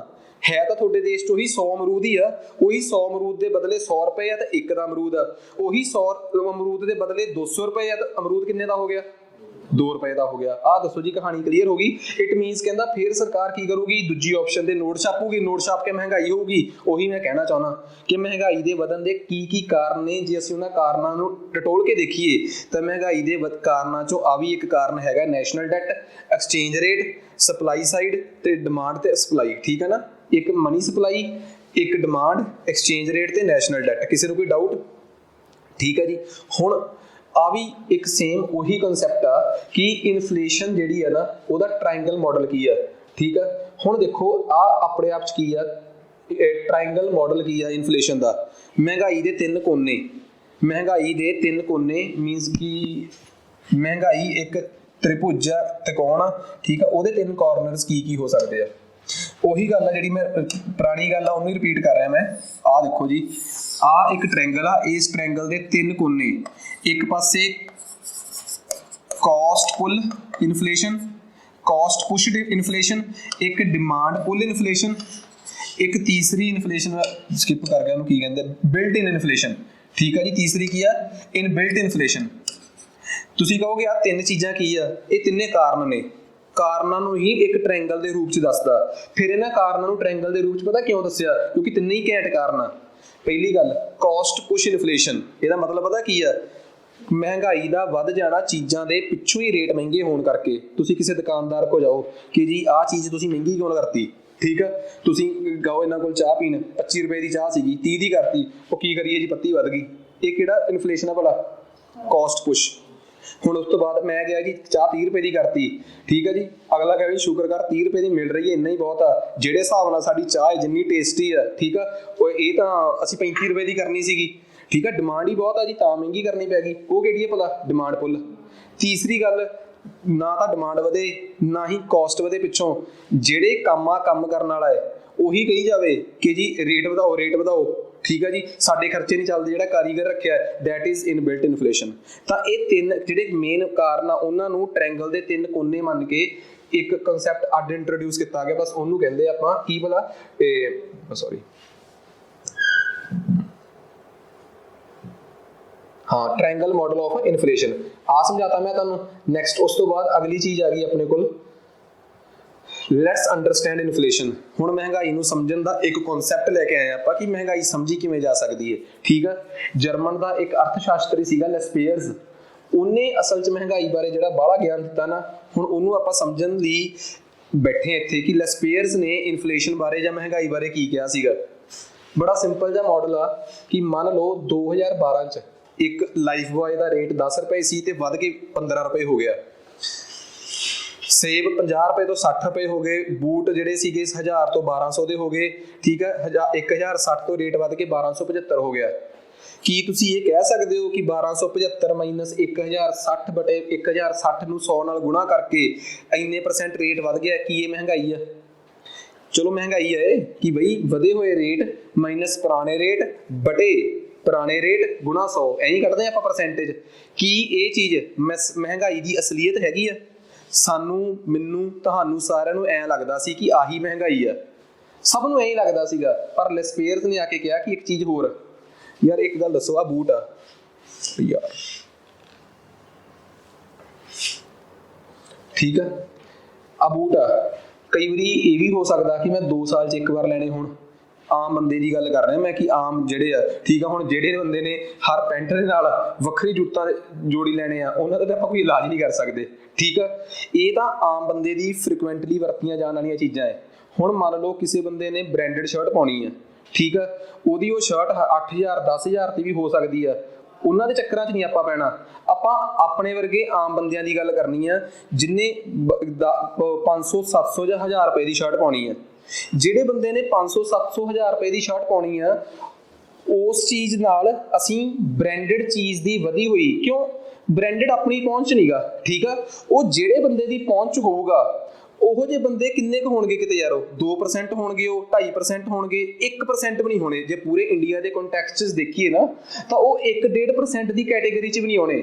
ਉਹਨਾਂ ਦਾ ਰੇਟ ਭਾਵੇਂ ਯਾਰ ਉਹ ਅੱਜ ਕੱਲ੍ਹ ਪਿਛਲੇ ਸਾਲ ਜੇ ਉਸ ਬ੍ਰਾਂਡ ਦੀ ਸ਼ਰਟ 6000 ਦੀ ਸੀ ਤੇ ਐਰਕੀ ਉਹ 9000 ਦੀ ਹੋ ਵੀ ਗਈ, ਡੂ ਯੂ ਥਿੰਕ ਕਿ ਸਾਡੇ ਦੇਸ਼ ਦੀ ਮਹਿੰਗਾਈ 'ਤੇ ਅਸਰ ਪਾਊਗੀ? ਦੂਜੇ ਪਾਸੇ ਦੁੱਧ ਦਾ ਰੇਟ 25 ਰੁਪਏ ਤੋਂ ਜਾਂ 50 ਰੁਪਏ ਤੋਂ 52 ਰੁਪਏ ਹੋ ਗਿਆ, 2 ਰੁਪਏ ਵਧਿਆ, ਤੇ ਉਹ ਸ਼ਰਟ 6000 ਵਾਲੀ 9000 ਦੀ ਹੋ ਗਈ। ਦੱਸੋ ਕਿਹੜੀ ਚੀਜ਼ ਹੈ ਜਿਹੜੀ ਟੀਵੀ 'ਚ ਜ਼ਿਆਦਾ ਸਪੇਸ ਲੈਂਦੀ ਹੈ? ਦੁੱਧ ਦਾ ਰੇਟ। ਪਤਾ ਕਿਉਂ? ਦੁੱਧ ਰੋਜ਼ਮਰਾ ਦੀ ਜ਼ਿੰਦਗੀ ਦੀ ਵਰਤੀ ਜਾਣ ਵਾਲੀ, ਰੋਜ਼ ਜ਼ਿਆਦਾ ਲੋਕਾਂ ਵੱਲੋਂ ਵਰਤੀ ਜਾਣ ਵਾਲੀ ਚੀਜ਼ ਆ। ਇੱਕ ਬ੍ਰਾਂਡਡ ਕੱਪੜੇ 12000 ਦੀ ਸ਼ਰਟ, 9000 ਦੀ ਸ਼ਰਟ 10000 ਦੀ ਹੋ ਜੇ ਯਾਰ, ਮਤਲਬ ਜਾਣੋ ਲੋਕ ਉਹ ਸਾਡੇ ਦੇਸ਼ ਦੀ ਇਕਨੋਮਿਕ ਸਟੇਟਸ 'ਚ ਉਹ ਹੈਸੀਅਤ ਵੀ ਨਹੀਂ ਰੱਖਦੇ, ਨਾ ਹੀ ਉਹਨਾਂ ਦੇ ਉਸ ਚੀਜ਼ ਦੇ ਵਧਣ ਘਟਣ ਨਾਲ ਸਾਨੂੰ ਕੋਈ ਫਰਕ ਪੈਂਦਾ ਹੈ। ਸਾਨੂੰ ਫਰਕ ਪੈਂਦਾ ਹੈ ਰੋਜ਼ ਦੀਆਂ ਚੀਜ਼ਾਂ ਵਾਲੇ ਲੋਕਾਂ ਨਾਲ ਕਿ ਬਈ 50 ਰੁਪਏ ਲੀਟਰ ਦੁੱਧ ਸੀ, 52 ਰੁਪਏ ਹੋ ਗਿਆ, 51 ਰੁਪਏ ਹੋ ਗਿਆ, ਉਹ ਸਾਡੀ ਚਿੰਤਾ ਦਾ ਬਹੁਤ ਵੱਡਾ ਵਿਸ਼ਾ ਹੈ। ਠੀਕ ਆ, ਮਤਲਬ ਕਿ ਫਿਰ ਅਸੀਂ ਸੋਚਦੇ ਹਾਂ ਕਿ ਹੁਣ ਦੁੱਧ ਅਸੀਂ ਘਟਾ ਦਈਏ ਕਿਉਂਕਿ ਇਹ 2 ਰੁਪਏ ਵੱਧ ਗਿਆ ਤੇ ਇਹ ਸਾਡੇ ਰੋਜ਼ ਦੇ ਖਰਚਿਆਂ ਨੂੰ ਇਫੈਕਟ ਕਰ ਸਕਦਾ ਹੈ। ਠੀਕ ਹੈ, ਇਹ ਤੁਸੀਂ ਵੀ ਤਜਰਬਾ ਦੇਖਿਆ ਹੋਣਾ। ਠੀਕ ਹੈ, ਕਦੀ ਜਦੋਂ ਅਸੀਂ ਬਾਹਰ ਰਹਿਣ ਆਉਂਦੇ ਆ ਨਾ ਤਾਂ ਸਾਨੂੰ ਇਹ ਤਜਰਬੇ ਆਮ ਦੇਖਣ ਨੂੰ ਮਿਲਦੇ ਆ ਕਿ ਬਈ ਦੁੱਧ ਦਾ ਖਰਚਾ ਹੀ ਮਤਲਬ ਕਿ ਬਾਹਰ ਰਹਿੰਦੇ ਬੰਦਿਆਂ ਦੇ ਪਸੀਨੇ ਛੁਡਾ ਦਿੰਦਾ। ਦੁੱਧ ਹੋ ਗਿਆ, ਥਾਲੀ ਦਾ ਰੇਟ ਵੱਧ ਗਿਆ, ਇਹ ਚੀਜ਼ਾਂ ਬਹੁਤ ਮੈਟਰ ਕਰਦੀਆਂ ਆਪਣੇ ਵਾਸਤੇ ਤਾਂ ਸਪੈਸ਼ਲੀ। ਤਾਂ ਇਹਦਾ ਮਤਲਬ ਕੀ ਆ, ਇੱਕ ਪੈਂਟ ਦਾ ਰੇਟ 8000 ਤੋਂ ਜਾਂ ਸ਼ਰਟ ਦਾ ਰੇਟ 6000 ਤੋਂ 8000 ਹੋਇਆ, ਜਿਹਨੂੰ ਕਿ 1% ਲੋਕਾਂ ਨੇ ਵੀ ਯੂਜ਼ ਨਹੀਂ ਕਰਨਾ ਸ਼ਾਇਦ, ਤੇ ਦੁੱਧ ਦਾ ਰੇਟ 50 ਰੁਪਏ ਤੋਂ 52 ਰੁਪਏ ਹੋ ਗਿਆ, ਉਹਨੂੰ ਇੰਨੇ % ਲੋਕਾਂ ਨੇ ਵਰਤਣਾ ਹੈ। ਫਿਰ ਉਹਦੇ 2 ਰੁਪਏ ਦੇ ਵਧਣ ਦਾ ਜਿਹੜਾ ਰੇਟ ਆ, 2 ਰੁਪਏ ਵਧਿਆ ਜਿਹੜਾ, ਤੁਹਾਨੂੰ ਨਹੀਂ ਲੱਗਦਾ ਕਿ ਮਹਿੰਗਾਈ 'ਚ ਉਹ ਜ਼ਿਆਦਾ ਰਿਫਲੈਕਟ ਕਰਨਾ ਚਾਹੀਦਾ ਹੈ ਤੇ ਉਹ ਚੀਜ਼ ਘੱਟ ਕਰਨੀ ਚਾਹੀਦੀ ਹੈ ਬ੍ਰਾਂਡਡ ਸ਼ਰਟ ਵਾਲੀ? ਮੰਨਦੇ ਹੋ ਗੱਲ? ਫਿਰ ਇਹ ਕਿਵੇਂ ਕਰੂਗੀ? ਇਹਦੇ ਵਾਸਤੇ ਲੈਸਪੇਅਰਸ ਇੱਕ ਨਵਾਂ ਕਨਸੈਪਟ ਲੈ ਕੇ ਆਇਆ ਤੇ ਉਸ ਕਨਸੈਪਟ ਦਾ ਨਾਮ ਸੀ ਵੇਟੇਜ। ਕੀ ਨਾਮ ਸੀ? ਵੇਟੇਜ, ਯਾਨੀ ਕਿ ਅਹਿਮੀਅਤ। ਉਹ ਕਹਿੰਦਾ ਜਿਹੜੀ ਚੀਜ਼ ਫ੍ਰੀਕੁਐਂਟਲੀ ਵਰਤਣ ਵਾਲੀ ਆ, ਜਿਵੇਂ ਕਿ ਫਲ ਫਰੂਟ ਸਬਜ਼ੀਆਂ, ਉਹਨਾਂ ਦੀ ਵੇਟੇਜ ਦੋ ਜ਼ਿਆਦੀ। ਜਿਹੜੀ ਚੀਜ਼ ਘੱਟ ਵਰਤਣ ਵਾਲੀ ਆ, ਬੂਟ ਹੋ ਗਿਆ, ਮਹਿੰਗੇ ਕੱਪੜੇ ਹੋ ਗਏ, ਉਹਨਾਂ ਦੀ ਵੇਟੇਜ ਦੋ ਘੱਟ। ਇਹ ਜਸਟ ਐਗਜ਼ਾਮਪਲ ਆ। ਕਹਿੰਦਾ ਜਦੋਂ ਤੁਸੀਂ ਰੇਟ ਚੇਂਜ ਕਰਦੇ ਹੋ ਨਾ ਕਿ 10 ਰੁਪਏ ਤੋਂ 15 ਤੋਂ 10 ਹੋ ਗਿਆ, ਐਂਡ 'ਚ ਉਹਨੂੰ ਉਹਦੀ ਵੇਟੇਜ ਨਾਲ ਮਲਟੀਪਲਾਈ ਕਰੋ। ਕਿਹਦੇ ਨਾਲ ਮਲਟੀਪਲਾਈ ਕਰੋ? ਵੇਟੇਜ ਨਾਲ ਮਲਟੀਪਲਾਈ ਕਰੋ। ਫਿਰ ਜੇ ਉਹ ਜ਼ਿਆਦਾ ਵਰਤੀ ਜਾਣ ਵਾਲੀ ਚੀਜ਼ ਆ ਉਹ ਜ਼ਿਆਦਾ ਵੱਡੀ ਹੋ ਕੇ ਦਿਸੂਗੀ, ਘੱਟ ਵਰਤੀ ਜਾਣ ਵਾਲੀ ਚੀਜ਼ ਆ ਉਹ ਆਪਣੇ ਆਪ ਕਿਵੇਂ ਹੋ ਜੂਗੀ? ਘੱਟ ਹੋ ਕੇ ਦਿਸੂਗੀ ਤੁਹਾਨੂੰ। ਇੱਕ ਵੇਟੇਜ ਦਾ ਕਨਸੈਪਟ ਲੈ ਕੇ ਆਇਆ ਤਾਂ ਉਹ ਕਹਿੰਦਾ ਉਹਦੇ ਨਾਲ ਮਲਟੀਪਲਾਈ ਕਰੋ। ਹੁਣ ਤੁਸੀਂ ਕਹੋਗੇ ਕਿ ਅਸੀਂ ਇਹਦੀ ਵੇਟੇਜ ਨੂੰ 30 ਨਾਲ ਗੁਣਾ ਕਰਤਾ, ਇਹਦੀ ਵੇਟੇਜ ਨੂੰ 60 ਨਾਲ ਗੁਣਾ ਕਰਤਾ, ਇਹਦੀ ਵੇਟੇਜ ਨੂੰ 10 ਨਾਲ ਗੁਣਾ ਕਰਤਾ, ਇਹ ਤਾਂ ਫਿਰ ਇੰਨੇ ਗੁਣਾ ਵੱਧ ਗਈ ਚੀਜ਼। ਇਹ ਸਾਰੀ ਵੇਟੇਜ ਦਾ ਜੋੜ ਕਿੰਨਾ ਹੈ? ਸਾਰੀ ਵੇਟੇਜ ਦਾ ਜੋੜ ਕਿੰਨਾ ਹੈ? ਸਾਰਾ ਜੋ ਐਂਡ 'ਚ ਆਨਸਰ ਆਊਗਾ ਉਹਨੂੰ 100 ਨਾਲ ਡਿਵਾਈਡ ਕਰ ਦਿਓ। ਬਸ ਫਿਰ ਇਹਦਾ ਮਤਲਬ ਆ ਸਾਰੀਆਂ ਮਹਿੰਗਾਈਆਂ, ਹਰ ਪ੍ਰਕਾਰ ਦੀ ਮਹਿੰਗਾਈ ਅਕੋਰਡਿੰਗ ਟੂ ਵੇਟੇਜ ਐਡਜਸਟ ਹੋ ਕੇ ਤੁਹਾਡੇ ਕੋਲ ਆਈ। ਇਹ ਮੈਂ ਨਹੀਂ ਕਿਹਾ, ਇਹ ਜਰਮਨ ਦੇ ਇੱਕ ਬਹੁਤ ਸ਼ਾਨਦਾਰ ਅਰਥ ਸ਼ਾਸਤਰੀ, ਕੀ ਨਾਮ ਸੀ ਉਹਨਾਂ ਦਾ? ਲੈਸਪੇਅਰਸ। ਉਹਨਾਂ ਨੇ ਇਹ ਗੱਲ ਕਹੀ ਸੀਗੀ। ਕਲੀਅਰ ਹੈ ਗੱਲ? ਕਿਸੇ ਨੂੰ ਕੋਈ ਡਾਊਟ ਹੋਣੀ ਨਹੀਂ ਚਾਹੀਦੀ ਇਹਦੇ 'ਚ। ਕਨਸੈਪਟ ਕਲੀਅਰ ਹੋ ਗਿਆ ਨਾ, ਚੰਗੀ ਤਰ੍ਹਾਂ ਪਤਾ ਲੱਗ ਗਈ ਕਿ ਇਹ ਚੀਜ਼ ਕੀ ਹੈ। ਕੋਈ ਡਾਊਟ ਇਹਦੇ 'ਚ? ਚਲੇ ਆਪਾਂ ਨੈਕਸਟ। ਉਸ ਤੋਂ ਬਾਅਦ ਅੱਗੇ ਆ ਗਿਆ ਆਪਣੇ ਕੋਲ, ਆ ਦੇਖੋ, ਆ ਸਾਰੀ ਕਹਾਣੀ ਉਹੀ ਆ ਕਿ ਬਈ ਵੇਟੇਜ ਨੂੰ ਐਡਜਸਟ ਕਰਨ ਤੋਂ ਬਾਅਦ ਮਹਿੰਗਾਈ ਜਿਹੜੀ ਆ ਉਹਨੂੰ ਮੇਜਰ ਕੀਤਾ ਜਾ ਸਕਦਾ ਹੈ। ਫਲਾਂ ਢਮਕਾਣਾ, ਆ ਫਾਰਮੂਲਾ ਦੱਸਿਆ ਸੀ ਉਹਨੇ, ਇਹ ਆਪਣੇ ਕਿਸੇ ਕੰਮ ਦਾ ਨਹੀਂਗਾ। ਜਸਟ ਮੈਂ ਤਾਂ ਤੁਹਾਨੂੰ ਪਹਿਚਾਣ ਕਰਾਉਣਾ ਚਾਹੁੰਦਾ ਸੀ ਕਿ ਲੈਸਪੇਅਰਸ ਦਾ ਜਿਹੜਾ ਫਾਰਮੂਲਾ ਹੈ ਉਹ ਹੈ ਕੀ ਹੈ। ਲਓ ਜੀ, ਅਗਲਾ ਟੌਪਿਕ ਆ ਗਿਆ ਆਪਣੇ ਕੋਲ, ਇਨਫਲੇਸ਼ਨਰੀ ਐਂਡ ਡੀਫਲੇਸ਼ਨਰੀ ਗੈਪ। ਛੱਡ ਦੋ ਫਿਲਹਾਲ ਦੀ ਘੜੀ, ਠੀਕ ਆ। ਇਹਨੂੰ ਆਪਾਂ ਅਗਲੇ ਪਾਸ ਨੈਕਸਟ ਲੈਕਚਰ 'ਚ ਡਿਸਕਸ ਕਰਾਂਗੇ। ਵਜ੍ਹਾ ਮੈਂ ਫਿਰ ਅੱਗੇ ਜਾ ਕੇ ਦੱਸਦਾ। ਇੱਥੋਂ ਤੱਕ ਕੋਈ ਡਾਊਟ ਕਿਸੇ ਨੂੰ? ਠੀਕ ਹੈ ਜੀ। ਨੈਕਸਟ ਜਿਹੜਾ ਆਪਣਾ ਅਗਲਾ ਲੈਕਚਰ ਹੋਊਗਾ ਨਾ, ਉਹਦੇ ਨਾਲ ਸੰਬੰਧਿਤ ਕੁਝ ਇੰਟਰੋਡਕਸ਼ਨਸ ਜਿਹੜੀਆਂ ਕਿ ਸਾਨੂੰ ਬਹੁਤ ਜ਼ਰੂਰੀ ਹੈ, ਜਿਹੜੀਆਂ ਕਿ ਤੁਹਾਨੂੰ ਪਤਾ ਹੋਣੀਆਂ ਚਾਹੀਦੀਆਂ ਤੇ ਬਹੁਤ ਇੰਪੋਰਟੈਂਟ ਆ ਸਾਡੇ ਵਾਸਤੇ। ਸਭ ਤੋਂ ਪਹਿਲਾਂ ਮਹਿੰਗਾਈ ਸਮਝ ਆ ਗਈ ਸਾਰਿਆਂ ਨੂੰ ਕਿ ਮਹਿੰਗਾਈ ਦੀ ਸਮੱਸਿਆਵਾਂ ਕੀ ਹੈ? ਠੀਕ ਆ। ਮਹਿੰਗਾਈ ਹੈ ਇੱਕ ਇਕਨੋਮਿਕ ਇਫੈਕਟ ਆ, ਬਟ ਇਹ ਇਕਨੋਮਿਕ ਤੋਂ ਜ਼ਿਆਦਾ ਨਾ ਮੈਂਟਲ ਤੇ ਸੋਸ਼ਲ ਇੰਪੈਕਟ ਆ। ਤੁਸੀਂ ਮੰਨ ਕੇ ਦੇਖੋ, ਸਾਡੇ ਦੇਸ਼ 'ਚ ਹੋਣ ਵਾਲੀਆਂ ਖੁਦਕੁਸ਼ੀਆਂ ਦਾ ਸਰਵੇ ਕਰਕੇ ਦੇਖੋ। ਕਦੀ ਕਿਸੇ ਨੇ ਸੁਣਿਆ ਕਿ ਇੱਕ ਬੰਦਾ ਸਮਾਜ ਤੋਂ ਬਹੁਤ ਦੁਖੀ ਸੀਗਾ, ਉਹਨੇ ਖੁਦਕੁਸ਼ੀ ਕਰ ਲਈ? ਇੱਕ ਬੰਦਾ ਆਪਣੇ ਧਾਰਮਿਕ ਵਿਚਾਰਾਂ ਤੋਂ ਬੜਾ ਦੁਖੀ ਸੀਗਾ, ਉਹਨੇ ਖੁਦਕੁਸ਼ੀ ਕਰ ਲਈ? ਤੇ ਤੀਜੇ ਨੰਬਰ ਤੇ ਇਹ ਸੁਣ ਕੇ ਦੇਖਿਓ ਕਿ ਇੱਕ ਬੰਦਾ ਘਰੋਂ ਬਹੁਤ ਤੰਗ ਸੀਗਾ, ਪੈਸਾ ਨਹੀਂ ਸੀਗਾ, ਉਹਨੇ ਸਪਰੇਅ ਪੀ ਲਈ। ਕਿਸ ਕੇਸ ਦੇ ਕਿੰਨੇ ਮਾਮਲੇ ਆ? ਮੈਨੂੰ ਲੱਗਦਾ 95% ਤੋਂ ਵੱਧ ਮਾਮਲੇ ਇੱਕੋ ਕੇਸ ਦੇ ਹੋਣਗੇ। ਸਮਾਜਿਕ ਤੇ ਧਾਰਮਿਕ ਮਸਲੇ ਜਿੰਨੇ ਮਰਜ਼ੀ ਖਤਰਨਾਕ ਹੋਣ, ਪਰ ਉਹ ਸੁਸਾਈਡਲੀ ਬੰਦੇ ਨੂੰ ਬਹੁਤ rare of the rarest case 'ਚ ਪ੍ਰਵੋਕ ਕਰਦੇ ਆ। ਤੇ ਇਕਨੋਮਿਕ ਮਸਲੇ ਛੋਟੇ ਜਿਹੇ ਵੀ ਹੋਣ, ਜਦੋਂ ਬੈਂਕ ਵਾਲੀ ਗੱਡੀ ਇੱਕ ਵਾਰੀ ਘਰ ਦੇ ਬਾਹਰ ਆ ਜੇ ਨਾ ਕਿ ਬਈ ਕਰਜ਼ਾ ਦੇ ਦਿਓ, ਠੀਕ ਆ, ਤਾਂ ਉਹ ਆਪਣੇ ਆਪ 'ਚ ਇੱਕ ਐਕਸਟ੍ਰੀਮ ਲੈਵਲ ਦੀ ਹਿਊਮਿਲੇਸ਼ਨ ਹੁੰਦੀ ਹੈ ਆਪਣੇ ਕੋਲ। ਜਦੋਂ ਕਿਸੇ ਜੱਟ ਜ਼ਿਮੀਂਦਾਰ ਨੂੰ ਕਹਿ ਦੇਣ ਕਿ ਤੇਰਾ ਟਰੈਕਟਰ ਲੈ ਕੇ ਚੱਲੇ ਆ, ਉਹ ਆਪਣੇ ਆਪ 'ਚ ਐਕਸਟ੍ਰੀਮ ਲੈਵਲ ਦੀ ਹਿਊਮਿਲੇਸ਼ਨ ਆ। ਤੇ ਅਕਸਰ ਅਸੀਂ ਪਿੰਡਾਂ 'ਚ ਰਹਿੰਦੇ ਹਾਂ ਤੇ ਅਸੀਂ ਦੇਖਿਆ ਹੈ ਕਿ ਇਸ ਪ੍ਰਕਾਰ ਦੀ ਹਿਊਮਿਲੇਸ਼ਨ ਲੋਕ ਬਰਦਾਸ਼ਤ ਨਹੀਂ ਕਰ ਪਾਉਂਦੇ। ਤਾਂ ਇੰਡੀਆ ਦੇ ਵਿੱਚ ਮਹਿੰਗਾਈ ਮਾਪੀ ਜਾਣੀ ਵੀ ਚਾਹੀਦੀ ਹੈ। ਸਾਨੂੰ ਪਤਾ ਤਾਂ ਲੱਗੇ ਨਾ ਕਿ ਅਸੀਂ ਜਿਹੜੇ ਲੋਕਾਂ ਵਾਸਤੇ ਸਰਕਾਰਾਂ ਕੁਝ ਕਰ ਰਹੀਆਂ ਹੈ, ਉਹ ਸਭ ਤੋਂ ਪਹਿਲਾਂ ਇਹ ਨਹੀਂ ਕਹਿੰਦੇ ਕਿ ਜੇ ਸਾਡੀ ਸਰਕਾਰ ਆਈ ਅਸੀਂ ਮਹਿੰਗਾਈ ਕੰਟਰੋਲ ਕਰਾਂਗੇ। ਉਹ ਭਾਈ ਕੰਟਰੋਲ ਤਾਂ ਕਰੋਗੇ ਜੇ ਤੁਹਾਨੂੰ ਪਤਾ ਹੋਊਗਾ ਕਿ ਮਹਿੰਗਾਈ ਹੈ ਕਿੰਨੀ ਹੈ। ਤਾਂ ਮਹਿੰਗਾਈ ਨੂੰ ਮਾਪਣ ਦੇ ਸਾਡੇ ਦੇਸ਼ 'ਚ ਕਿਹੜੇ ਸੂਚਕਾਂਕ ਆ, ਇੰਡੈਕਸ ਨੇ, ਉਹਨਾਂ ਤੇ ਅਸੀਂ ਇੱਕ ਵਾਰੀ ਥੋੜੀ ਇੰਟਰੋਡਕਸ਼ਨ ਲਈਏ, ਫਿਰ ਡਿਟੇਲਡ ਇੰਟਰੋਡਕਸ਼ਨ ਆਪਣੀ ਅਗਲੇ ਲੈਕਚਰਸ 'ਚ ਜਾਊਗੀ। ਸਭ ਤੋਂ ਪਹਿਲਾਂ ਹੈ ਕੰਜ਼ਿਊਮਰ ਪ੍ਰਾਈਸ ਇੰਡੈਕਸ, ਖੁਦਰਾ ਮਹਿੰਗਾਈ। ਮੇਰੇ ਤੁਹਾਡੇ ਵਰਗੇ ਲੋਕਾਂ ਨੂੰ ਪੁੱਛਣਾ ਕਿ ਹਾਂ ਬਈ ਕੱਲ ਆਹ ਚੀਜ਼ ਕਿੰਨੇ ਦੀ ਲਈ ਸੀ ਜੀ? 20 ਰੁਪਏ ਦੀ। ਅੱਜ ਕਿੰਨੇ ਦੀ ਲਈ ਹੈ? 25 ਰੁਪਏ ਦੀ। ਜਦੋਂ ਕੰਜ਼ਿਊਮਰ ਤੋਂ ਸਿੱਧਾ ਫੋਨ ਕਰਕੇ ਪੁੱਛਦੇ ਆ ਨਾ ਕਿ ਬਈ ਦੱਸ, ਫੋਨ ਕਰਕੇ ਵੀ ਨਹੀਂ, ਸਰਵੇ ਹੁੰਦਾ ਪ੍ਰੋਪਰ, ਜਦੋਂ ਕੰਜ਼ਿਊਮਰ ਤੋਂ ਸਿੱਧੇ ਤੌਰ ਤੇ ਪੁੱਛਿਆ ਜਾਂਦਾ ਹੈ, ਤਾਂ ਮੈਨੂੰ ਇੱਕ ਗੱਲ ਦੱਸੋਗੇ, ਮੇਰੇ ਕੋਲ ਕੋਈ ਪੁੱਛਣ ਆਇਆ ਕਿ ਕੋਲਗੇਟ ਦਾ ਰੇਟ ਕਿੰਨਾ ਹੈ, ਮੈਂ ਟੈਕਸ ਕੱਢ ਕੇ ਦੱਸੂਗਾ ਕਿ ਟੈਕਸ ਲਾ ਕੇ ਦੱਸੂਗਾ? ਮੈਂ ਤਾਂ ਟੈਕਸ ਲਾ ਕੇ ਦੱਸੂਗਾ, ਕਿਉਂਕਿ ਯਾਰ ਮੈਂ ਤਾਂ ਟੈਕਸ ਭਰਿਆ ਉਹਦਾ। ਮੇਰੀ ਸਮਝ ਗਈ ਨਾ ਗੱਲ? ਤਾਂ ਟੈਕਸ ਪਾ ਕੇ ਜਦੋਂ ਕੰਜ਼ਿਊਮਰ ਤੋਂ ਅਸਲੀ ਰੇਟ ਪੁੱਛਦੇ ਆ, ਉਹਨੂੰ ਕਹਿੰਦੇ ਆ ਕੰਜ਼ਿਊਮਰ ਪ੍ਰਾਈਸ ਇੰਡੈਕਸ। ਜਿਹਦੀ ਹੋਲਸੇਲ ਆ, ਇਹ ਹੋ ਗਈ ਆਪਣੀ ਆਮ ਮਹਿੰਗਾਈ, ਇਹਨੂੰ ਆਪਾਂ ਕਹਾਂਗੇ ਲੋਕਾਂ ਦੇ ਲੈਵਲ ਦੀ ਮਹਿੰਗਾਈ। ਇੱਕ ਹੁੰਦੀ ਖੁਦਰਾ ਲੈਵਲ ਦੀ, ਜਿਹਨੂੰ ਆਪਾਂ ਕਹਿ ਦਿੰਦੇ ਆ ਹੋਲਸੇਲ, ਸਿੱਧੀ ਬਾਜ਼ਾਰ ਚੋਂ ਰੇਟ ਚੱਕਦਾ ਜਿਹੜਾ ਆਪਾਂ। ਹੋਲਸੇਲ ਪ੍ਰਾਈਸ ਇੰਡੈਕਸ, ਇੱਕ ਕੰਜ਼ਿਊਮਰ ਪ੍ਰਾਈਸ, ਇੱਕ ਹੋਲਸੇਲ। ਹੋਲਸੇਲ 'ਚ ਜਦੋਂ ਸਮਾਨ ਬਣ ਕੇ ਬਾਜ਼ਾਰ 'ਚ ਹਜੇ ਪਹੁੰਚਿਆ ਹੈ ਤੇ ਟੈਕਸ ਦੇ ਦਾਇਰੇ 'ਚ ਨਹੀਂ ਆਇਆ ਹਜੇ, ਉਸ ਟਾਈਮ ਜਦੋਂ ਲੋਕਾਂ ਤੋਂ ਪੁੱਛਦੇ ਆ ਕਿ ਪਿਛਲੇ ਮਹੀਨੇ ਕਿੰਨੇ ਦਾ ਸੀ ਤੇ ਇਸ ਮਹੀਨੇ ਕਿੰਨੇ ਦਾ ਹੈ, ਜਿਹੜੀ ਮਹਿੰਗਾਈ ਉੱਥੋਂ ਪਤਾ ਲੱਗਦੀ, ਉਹਨੂੰ ਕੀ ਕਹਿੰਦੇ ਆਪਾਂ? Wholesale price index. ਕਿਹੜਾ ਭਲਾ? Wholesale price index. ਆ ਗੱਲ ਸਮਝ ਆ ਗਈ?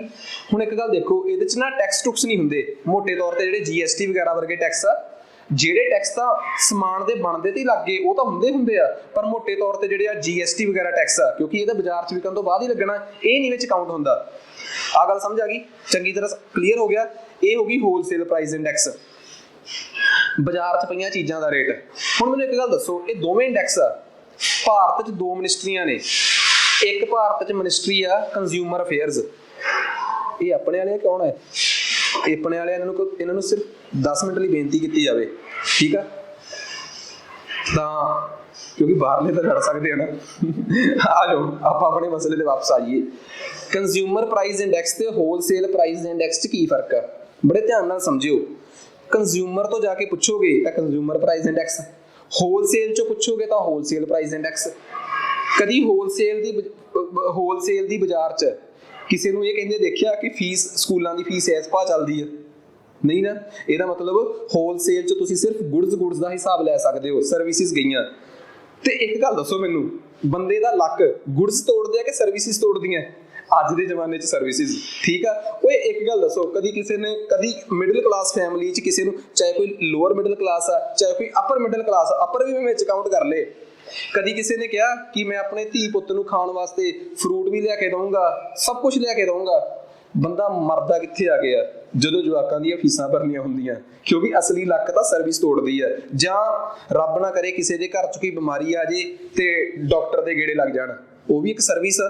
ਇਹਦਾ ਮਤਲਬ ਹੋਲਸੇਲ ਦੇ ਬਾਜ਼ਾਰ 'ਚੋਂ ਜੋ ਚੀਜ਼ਾਂ ਮਿਲਦੀਆਂ ਨੇ ਉਹ ਮਹਿੰਗਾਈ ਨੂੰ ਟਰੂਲੀ ਰਿਫਲੈਕਟ ਕਰਦੀਆਂ? ਅਸਲੀਅਤ 'ਚ ਉਹਨੂੰ ਰਿਫਲੈਕਟ ਕਰਦੀਆਂ ਨਹੀਂ।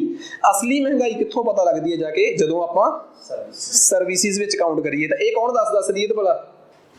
ਕੰਜ਼ਿਊਮਰ ਪ੍ਰਾਈਸ ਇੰਡੈਕਸ ਕੌਣ ਦੱਸਦਾ ਹੈ? ਕੰਜ਼ਿਊਮਰ। ਹੋਲਸੇਲ ਦਾ ਜਿਹੜਾ ਸਿਸਟਮ ਆ ਨਾ, ਉਹਨੂੰ ਚੈੱਕ ਕਰਦੀ ਆ ਮਿਨਿਸਟਰੀ ਆਫ ਕਮਰਸ। ਕਿਹੜੀ ਭਲਾ? ਮਿਨਿਸਟਰੀ ਆਫ ਕਮਰਸ ਦੇ ਅੰਡਰ ਇੱਕ ਡਿਪਾਰਟਮੈਂਟ ਆ DPIIT, department of promotion of industry and internal trade. ਉਹਦੇ ਅੰਦਰ ਇੱਕ ਆਫਿਸ ਬਣਿਆ ਹੈ ਇਕਨੋਮਿਕ ਐਡਵਾਈਜ਼ਰ। ਕਿਹੜਾ? Office of economic adviser. ਤੇ ਆਹ ਦੇਖੋ, ਮੈਨੂੰ ਲੱਗਦਾ ਮੈਂ ਕਹਿੰਦਾ ਚੱਕਰਾਂ 'ਚ ਪੈਣ ਦੀ ਲੋੜ ਹੀ ਨਹੀਂ। DIPP ਨਹੀਂਗਾ, ਇਹਦਾ ਨਾਮ ਬਦਲ ਗਿਆ, DPIIT ਹੋ ਗਿਆ, ਠੀਕ ਆ, ਇਕਨੋਮਿਕ ਐਡਵਾਈਜ਼ਰ। ਇਹ ਮੈਂ ਕਿਸੇ ਨੂੰ ਕਿਹਾ ਸੀਗਾ ਕਿ ਪੂਰੇ ਚੈੱਕ ਕਰਕੇ, ਸਕਰੂਟਨੀ ਕਰਕੇ ਇੱਥੇ ਭੇਜਣੇ ਆ, ਠੀਕ ਆ। ਖੈਰ ਚਲੋ ਕੋਈ ਨਹੀਂ, ਕੰਮ ਵਰਕਲੋਡ ਵੀ ਜ਼ਿਆਦਾ ਹੋ ਸਕਦਾ। ਤਾਂ ਆਹ ਦੱਸੋ ਜੀ, ਆਹ ਕਲੀਅਰ ਹੈ ਕੰਸੈਪਟ? ਜਦੋਂ ਆਪਾਂ ਮਹਿੰਗਾਈ ਮਾਪਦੇ ਆ ਨਾ, ਇੱਕ ਚੀਜ਼ ਇਹ ਵੀ ਮੈਟਰ ਕਰਦੀ ਆ। ਹੁਣ ਮੈਨੂੰ ਕਈ ਵਾਰੀ ਨਾ ਘਰ ਦੇ ਕਹਿ ਦਿੰਦੇ ਆ ਕਿ ਬਈ ਸਾਡਾ ਟਾਈਮ ਹੁੰਦਾ ਸੀਗਾ ਜਦੋਂ ਮਤਲਬ ਕਿ ਇੰਨੇ ਕੁ ਰੁਪਏ 'ਚ ਇੰਨਾ ਕੁਛ ਆ ਜਾਂਦਾ ਸੀਗਾ। ਇਹ ਤਾਂ ਦੱਸਦੇ ਨਹੀਂ ਉਹ ਕਿ ਉਦੋਂ ਸਾਡੀ ਕਮਾਈ ਕਿੰਨੀ ਹੁੰਦੀ ਸੀ। ਜਦੋਂ ਇਹ ਪੁੱਛ ਲਈਏ ਲੈ ਕਮਾਈਆਂ ਦਾ ਕੀ ਆ, ਮਤਲਬ ਕਿ ਸਾਡੇ ਟਾਈਮ ਸਾਰਾ ਪਤਾ ਕੀ ਆ, ਉਹ ਉਸ ਕੰਫਰਟ, ਉਹਨੂੰ ਜਿਹੜੀ ਲਾਈਫ ਉਹ ਜੀ ਕੇ ਆਏ ਆ, ਉਹਨੂੰ ਕੰਫਰਟ ਜ਼ੋਨ ਮੰਨਦੇ ਆ। ਜਾਂ ਇਹ ਵੀ ਇੱਕ ਕਾਰਨ ਹੋ ਸਕਦਾ ਕਿ ਅੱਜ ਦੀ ਜ਼ਿੰਦਗੀ ਜ਼ਿਆਦਾ ਕੰਫਰਟ ਆ ਉਦੋਂ ਉਹਨਾਂ ਨੂੰ, ਪਰ ਉਹ ਮੰਨਣਾ ਨਹੀਂ ਚਾਹੁੰਦੇ। ਜਦੋਂ ਅਸੀਂ ਕਿਸੇ ਨੂੰ ਜਸਟੀਫਾਈ ਕਰਦੇ ਹਾਂ, ਅੱਜ ਦੇਖ ਲਓ, ਅੱਜ ਜੇ ਕੋਈ ਆਪਣੇ ਸਾਹਮਣੇ ਆਪਾਂ ਨੂੰ ਲੱਗੇ ਕਿ ਆਪਾਂ ਮੈਚਿਓਰ ਆ ਥੋੜੇ ਜਿਹੇ, ਆਪਾਂ ਆਪਣੀ ਮੈਚਿਓਰਿਟੀ ਦਾ ਲੈਵਲ ਕਿਵੇਂ ਦੇਖਦੇ ਹਾਂ? ਤੇ ਜਦੋਂ ਆਪਾਂ ਕਿਸੇ 20-22 ਸਾਲ ਦੇ ਨੂੰ ਸਿੱਧੂ ਮੂਸੇਵਾਲਾ ਸੁਣਦਾ ਦੇਖਦੇ ਆ, ਉਹਨੂੰ ਜਿਹੜਾ ਲੈਕਚਰ ਦਿੰਦੇ ਉਹ ਇੱਥੇ ਕੋਈ ਕੀ ਆ ਕਾਕਾ, ਸਿੰਗਰ ਤਾਂ ਬੱਬੂ ਮਾਨ ਆ, ਉਹਨੂੰ ਸੁਣ ਕੇ ਦੇਖ। ਆਪਣੇ ਉੱਪਰ ਬੈਠਾ ਹੋਵੇ ਆਪਣਾ ਕੋਈ ਬਜ਼ੁਰਗ ਤੇ ਉਹ ਕਹਿ ਦੇ ਕਿ ਕੁਲਦੀਪ ਮਾਨਕ ਨੂੰ ਸੁਣ ਕੇ ਦੇਖੋ ਡੰਗਾਈ ਕਿੰਨੀ ਆ। ਇਤਿਹਾਸ ਦਾ ਕੋਈ ਵੀ ਖੰਡ ਖੋਲ ਕੇ ਦੇਖ ਲਓ, ਪੰਜਾਬ ਦੀ ਗਾਇਕੀ ਕਦੇ ਵੀ ਡੂੰਘੇ ਦੌਰ 'ਚ ਤਾਂ ਗਈ ਨਹੀਂ, ਠੀਕ ਆ। ਉਸੇ ਪੱਧਰ ਦੀ ਸਿੰਗਿੰਗ ਕੁਲਦੀਪ ਮਾਨਕ ਹੋਣਾ ਨੇ ਕਰੀ ਆ, ਉਸੇ ਹੀ ਪੱਧਰ ਦਾ ਆ ਵਿੱਚ ਵਾਲੇ ਨੇ ਗਾਇਆ ਹੈ, ਉਸੇ ਲੈਵਲ ਦਾ ਹੀ ਅੱਜ ਵਾਲੇ ਗਾ ਰਹੇ ਆ, ਠੀਕ ਆ। ਬਸ ਇਹ ਸਮਝ ਲਓ ਕਿ ਇੱਕ ਗੱਲ ਮੰਨ ਕੇ ਚੱਲ ਸਕਦੇ ਆ ਕਿ ਜਿਹਨੂੰ ਆਪਾਂ ਕਹਿੰਦੇ ਨੇ ਪੰਜਾਬੀ 'ਚ ਲੱਚਰਤਾ, ਪੰਜਾਬ ਦੇ ਗਾਇਕੀ 'ਚ ਹਰ ਦੌਰ 'ਚ ਰਹੀ ਹੈ। ਉਹਦਾ ਰੂਪ ਬਦਲਦਾ ਰਿਹਾ ਹੈ, ਠੀਕ ਆ। ਕਦੇ ਸਕੂਲਾਂ ਕਾਲਜਾਂ 'ਚ ਅਸੀਂ ਮਤਲਬ ਕਿ ਆਸ਼ਕੀ ਨੂੰ ਪ੍ਰਮੋਟ ਕਰਤਾ, ਉਹਦਾ ਤਰੀਕਾ ਬਦਲਿਆ, ਅਸੀਂ ਉਸੇ ਆਸ਼ਕੀ ਨੂੰ ਮੋਟਰਾਂ ਨਾਲ ਜੋੜਤਾ। ਪੁਰਾਣਾ ਤਰੀਕਾ ਸੀਗਾ, ਅਸੀਂ ਆਪਣੀ ਵੋਕੈਬਲਰੀ ਐਡੀ ਜ਼ਿਆਦਾ ਅਡਲਟਰੀ ਵਾਲੀ ਰੱਖੀ ਕਿ ਉਦੋਂ ਉਹਦੇ 'ਚ ਅਸੀਂ ਗੰਦ ਰੱਖਿਆ। ਹਰ ਦੌਰ 'ਚ ਚੰਗੇ ਲੋਕ ਵੀ ਆਏ ਆ। ਡੰਗਾਈ ਵਾਲੀਆਂ ਗੱਲਾਂ 80 ਦੇ ਦਹਾਕੇ 'ਚ ਵੀ ਕਈਆਂ ਨੇ ਲਿਖੀਆਂ, 2000 ਦੇ ਦਹਾਕੇ ਦਾ ਗੁਰਦਾਸ ਮਾਨ ਸੁਣ ਕੇ ਦੇਖ ਲਓ, ਤੁਹਾਨੂੰ ਸਮਝ ਆਊਗਾ ਕਿ ਇਹ ਵੀ ਇੱਕ ਡੈਪਥ ਆ। ਅੱਜ ਤੁਸੀਂ ਸਤਿੰਦਰ ਸਰਤਾਜ ਦੀਆਂ 80% ਉਹਨਾਂ ਦੀਆਂ ਪੇਸ਼ਕਸ਼ਾਂ ਦੇਖੋ, 80% ਕਹੀਆਂ ਮੈਂ, 80-85% ਤੁਹਾਨੂੰ ਉਹਨਾਂ 'ਚ ਉਹ ਡੰਗਾਈ ਮਿਲੂਗੀ। ਜਿਹੜਾ ਬੰਦਾ ਲਿਟਰੇਚਰ ਤੋਂ ਵਾਕਫ ਆ, ਸ਼ਬਦਾਂ ਤੋਂ ਵਾਕਫ ਆ, ਡੂੰਘਾਈ ਤੋਂ ਵਾਕਫ ਆ, ਅਸਲੀਅਤ ਤੋਂ ਵਾਕਫ ਆ, ਠੀਕ ਆ, ਉਹ ਸਮਝ ਸਕਦਾ ਹੈ ਕਿ ਇਹ ਚੀਜ਼ਾਂ ਜਿਹੜੀਆਂ ਲਿਖੀਆਂ ਗਈਆਂ, ਚਾਹੇ ਉਹ ਗੁਰਦਾਸ ਮਾਨ ਦੀਆਂ, ਮੇਰੇ ਨਿੱਜੀ ਮਤਭੇਦ ਉਹਦੇ ਨਾਲ ਹੋ ਸਕਦੇ ਆ, ਜੋ ਇਨਸੀਡੈਂਟ ਉਹਨਾਂ ਨਾਲ ਹੋਇਆ ਸੀ ਉਸ ਤੋਂ ਬਾਅਦ ਉਹਨਾਂ ਦੀਆਂ ਲਾਸਟ ਵਾਲੀਆਂ ਸਟੇਟਮੈਂਟਸ ਨਾਲ ਮੈਂ ਬਿਲਕੁਲ ਸਹਿਮਤ ਨਹੀਂ, ਬਟ ਇਹ ਚੀਜ਼ ਉਹਨਾਂ ਦੀ ਲਿਟਰੇਚਰ ਦੀ ਜਿਹੜੀ ਡੂੰਘਾਈ ਆ ਉਹਨੂੰ ਖਾਰਜ ਵੀ ਨਹੀਂ ਨਾ ਕਰ ਸਕਦੀ। ਜੋ ਕੁਝ ਉਸ ਸ਼ਖਸ ਨੇ ਸਾਨੂੰ ਦੇਤਾ ਉਹਨੂੰ ਵੀ ਅਸੀਂ ਇੱਕ ਝਟਕੇ 'ਚ ਖਰਾਬ ਨਹੀਂ ਕਹਿ ਸਕਦੇ। ਇਹ ਤਾਂ ਫਿਰ ਸਾਡੀ ਆਮ ਲੋਕਾਂ ਵਾਲੀ ਗੱਲ ਹੋ ਗਈ ਨਾ ਕਿ ਇੱਕ ਬੰਦਾ ਜਾਂ ਤਾਂ ਸਾਡੇ ਲਈ ਬਿਲਕੁਲ ਹੀ ਸਹੀ ਆ ਤੇ ਜਾਂ ਸਾਡੇ ਲਈ ਬਿਲਕੁਲ ਹੀ ਗਲਤ ਆ। ਤਾਂ ਅਸੀਂ ਤਾਂ ਹਮੇਸ਼ਾ ਸਾਡੀ ਪੜ੍ਹਾਈ ਲਿਖਾਈ ਦਾ ਕਿੱਥੋਂ ਪਤਾ ਲੱਗਦਾ ਹੈ, ਅਸੀਂ ਸਮਝਦਾਰ ਹਾਂ, ਇਹਦਾ ਇੱਕੋ ਜਗ੍ਹਾ ਤੋਂ ਪਤਾ ਲੱਗਦਾ ਹੈ ਕਿ ਅਸੀਂ ਕਿਸੇ ਨੂੰ ਵੀ ਬਲੈਕ ਐਂਡ ਵਾਈਟ 'ਚ ਕੰਸੀਡਰ ਨਹੀਂ ਕਰਦੇ। There is always a grey area. ਤਾਂ ਇਹ ਹਮੇਸ਼ਾ ਹੀ ਜਿਹੜਾ ਬੰਦਾ ਆਪਣੇ ਕੋਲ ਗ੍ਰੇ ਏਰੀਆ ਰੱਖੂਗਾ ਨਾ ਕਿ ਸਮਝ ਦੇ ਮੁਤਾਬਕ ਕਿਸੇ ਨੂੰ ਬੰਦੇ ਨੂੰ ਫੇਲ ਜਾਂ ਪਾਸ ਨਹੀਂ ਕਹੂਗਾ, ਲਾਈਨ ਮਾਰ ਲੂਗਾ ਉਹਦੇ ਕੰਮਾਂ ਦੀ ਕਿ ਇੱਥੇ ਇਹਨੂੰ 100 ਨੰਬਰ ਦੇਣਾ, ਇਸ ਕੰਮ 'ਚ 0, ਫਿਰ ਉਹਦੇ 1500 'ਚ ਨੰਬਰ ਦੇਣੇ ਆ ਕਿ 10 ਕਿੰਨੇ ਨੰਬਰ ਬਣੇ ਆ। ਓਵਰਆਲ ਆਪਾਂ ਕਿਸੇ ਨੂੰ ਇਵੈਲੂਏਟ ਕਰ ਹੀ ਨਹੀਂ ਸਕਦੇ। ਖੈਰ, ਅਸੀਂ ਜਦੋਂ ਮਹਿੰਗਾਈ ਦੇ ਕੰਟੈਕਸਟਸ ਦੇਖਦੇ ਹਾਂ ਤਾਂ ਸਾਨੂੰ ਇੱਕ ਗੱਲ ਪਤਾ ਲੱਗ ਗਈ ਕਿ ਮਹਿੰਗਾਈ ਜਿਹੜੀ ਹੈ ਨਾ ਉਹਨੂੰ ਮਾਪਣਾ ਚਾਹੀਦਾ ਕਿ ਮਹਿੰਗਾਈ ਕਿੰਨੀ ਆ। ਪਰ ਜੇ ਕੋਈ ਮੈਨੂੰ ਇਹ ਕਵੇ, ਮੇਰੇ ਫਾਦਰ ਸਾਹਿਬ ਕਹਿਣ ਕਿ 80 ਦੇ ਹਿਸਾਬ ਨਾਲ ਕਰ ਮਹਿੰਗਾਈ, ਰੈਫਰੈਂਸ ਦੇਖ ਕਿੰਨੀ ਆ, ਬਈ 80 ਦਾ ਤੇ ਅੱਜ ਦਾ ਕਿੰਨਾ ਕੋਈ ਮੇਲ ਹੈਗਾ? ਪਹਿਲੀ ਗੱਲ ਪਤਾ ਕਿਉਂ ਨਹੀਂ ਮੇਲ? 80 'ਚ ਪੈਨ ਡਰਾਈਵ ਸੀਗੀ ਨਹੀਂ, 80 'ਚ ਮਾਈਕ੍ਰੋਵੇਵ ਸੀਗਾ। ਅੱਜ ਸਾਡੀ ਜ਼ਿੰਦਗੀ 'ਚ ਵਰਤੀਆਂ ਜਾਣ ਵਾਲੀਆਂ 90% ਚੀਜ਼ਾਂ 80 ਦੇ ਦਹਾਕੇ 'ਚ ਨਹੀਂ ਸੀਗੀਆਂ। ਤਾਂ ਕੀ ਮੈਂ 80 ਦੇ ਸਾਲ ਨਾਲ ਮਹਿੰਗਾਈ ਨੂੰ ਮਾਪ ਸਕਦਾ? ਕਦੇ ਵੀ ਨਹੀਂ ਮਾਪ ਸਕਦਾ। ਫਿਰ ਮੈਨੂੰ ਮਹਿੰਗਾਈ ਮਾਪਣੀ ਕਿਹੜੇ ਸਾਲ ਨਾਲ ਚਾਹੀਦੀ ਆ? ਅੱਜ ਤੋਂ ਪਿੱਛੇ ਕੋਈ ਇਹੋ ਜਿਹਾ ਸਾਲ ਲਓ ਜਿਹੜਾ ਅੱਜ ਦੇ ਸਾਲ ਦੇ ਨੇੜੇ ਤੇੜੇ ਹੋਵੇ ਤੇ ਉਸ ਸਾਲ ਕੋਈ ਬਾਹਲੀਆਂ ਜ਼ਿਆਦੀਆਂ ਫਲਕਚੁਏਸ਼ਨਸ ਨਾ ਹੋਈਆਂ ਹੁਣ ਚੀਜ਼ਾਂ 'ਚ। ਮੰਨ ਲਓ ਮੈਂ 2018 ਚੱਕ ਲਾਂ ਤੇ 2018 'ਚ ਪਿਆਜ਼ ਪੀਕ ਤੇ ਪਹੁੰਚਿਆ ਹੋਵੇ, ਕਿ ਉਸ ਸਾਲ ਦੇ ਪਿਆਜ਼ ਦੇ ਰੇਟ ਨਾਲ ਮੈਂ ਅੱਜ ਦੇ ਪਿਆਜ਼ ਨੂੰ ਕੰਪੇਅਰ ਕਰਨਾ ਚਾਹੀਦਾ? ਨਹੀਂ। ਮਹਿੰਗਾਈ ਨੂੰ ਮਾਪਣ ਦਾ ਅਸਲੀ ਫਾਰਮੂਲਾ ਪਿਛਲੇ 1 ਸਾਲ ਦੇ ਮੁਕਾਬਲੇ ਪਿਛਲੇ 2 3 4 5 6 ਸਾਲਾਂ 'ਚ ਕੋਈ ਅਜਿਹਾ ਸਾਲ ਚੱਕੋ ਜਿਹੜਾ ਸਾਲ ਦੀਆਂ 2 ਸ਼ਰਤਾਂ ਹੋਣ।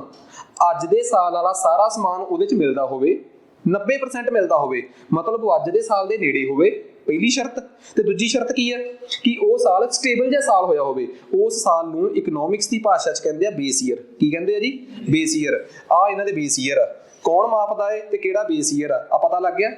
ਫਿਰ ਕੰਜ਼ਿਊਮਰ ਇੰਡੈਕਸ, ਇਹ ਮਾਪਦੀ ਹੈ CSO। ਦੱਸਿਆ ਹੋਇਆ ਨਾ ਮੈਂ ਮਿਨਿਸਟਰੀਆਂ ਪੜ੍ਹਾਈਆਂ ਸਾਰੀਆਂ, ਉਹਨਾਂ 'ਚ ਮੈਂ ਬਹੁਤ ਸ਼ਾਨਦਾਰ ਤਰੀਕੇ ਨਾਲ ਮਿਨਿਸਟਰੀ ਆਫ ਸਟੈਟਿਕਸ ਪੜ੍ਹਾਈ ਹੈ।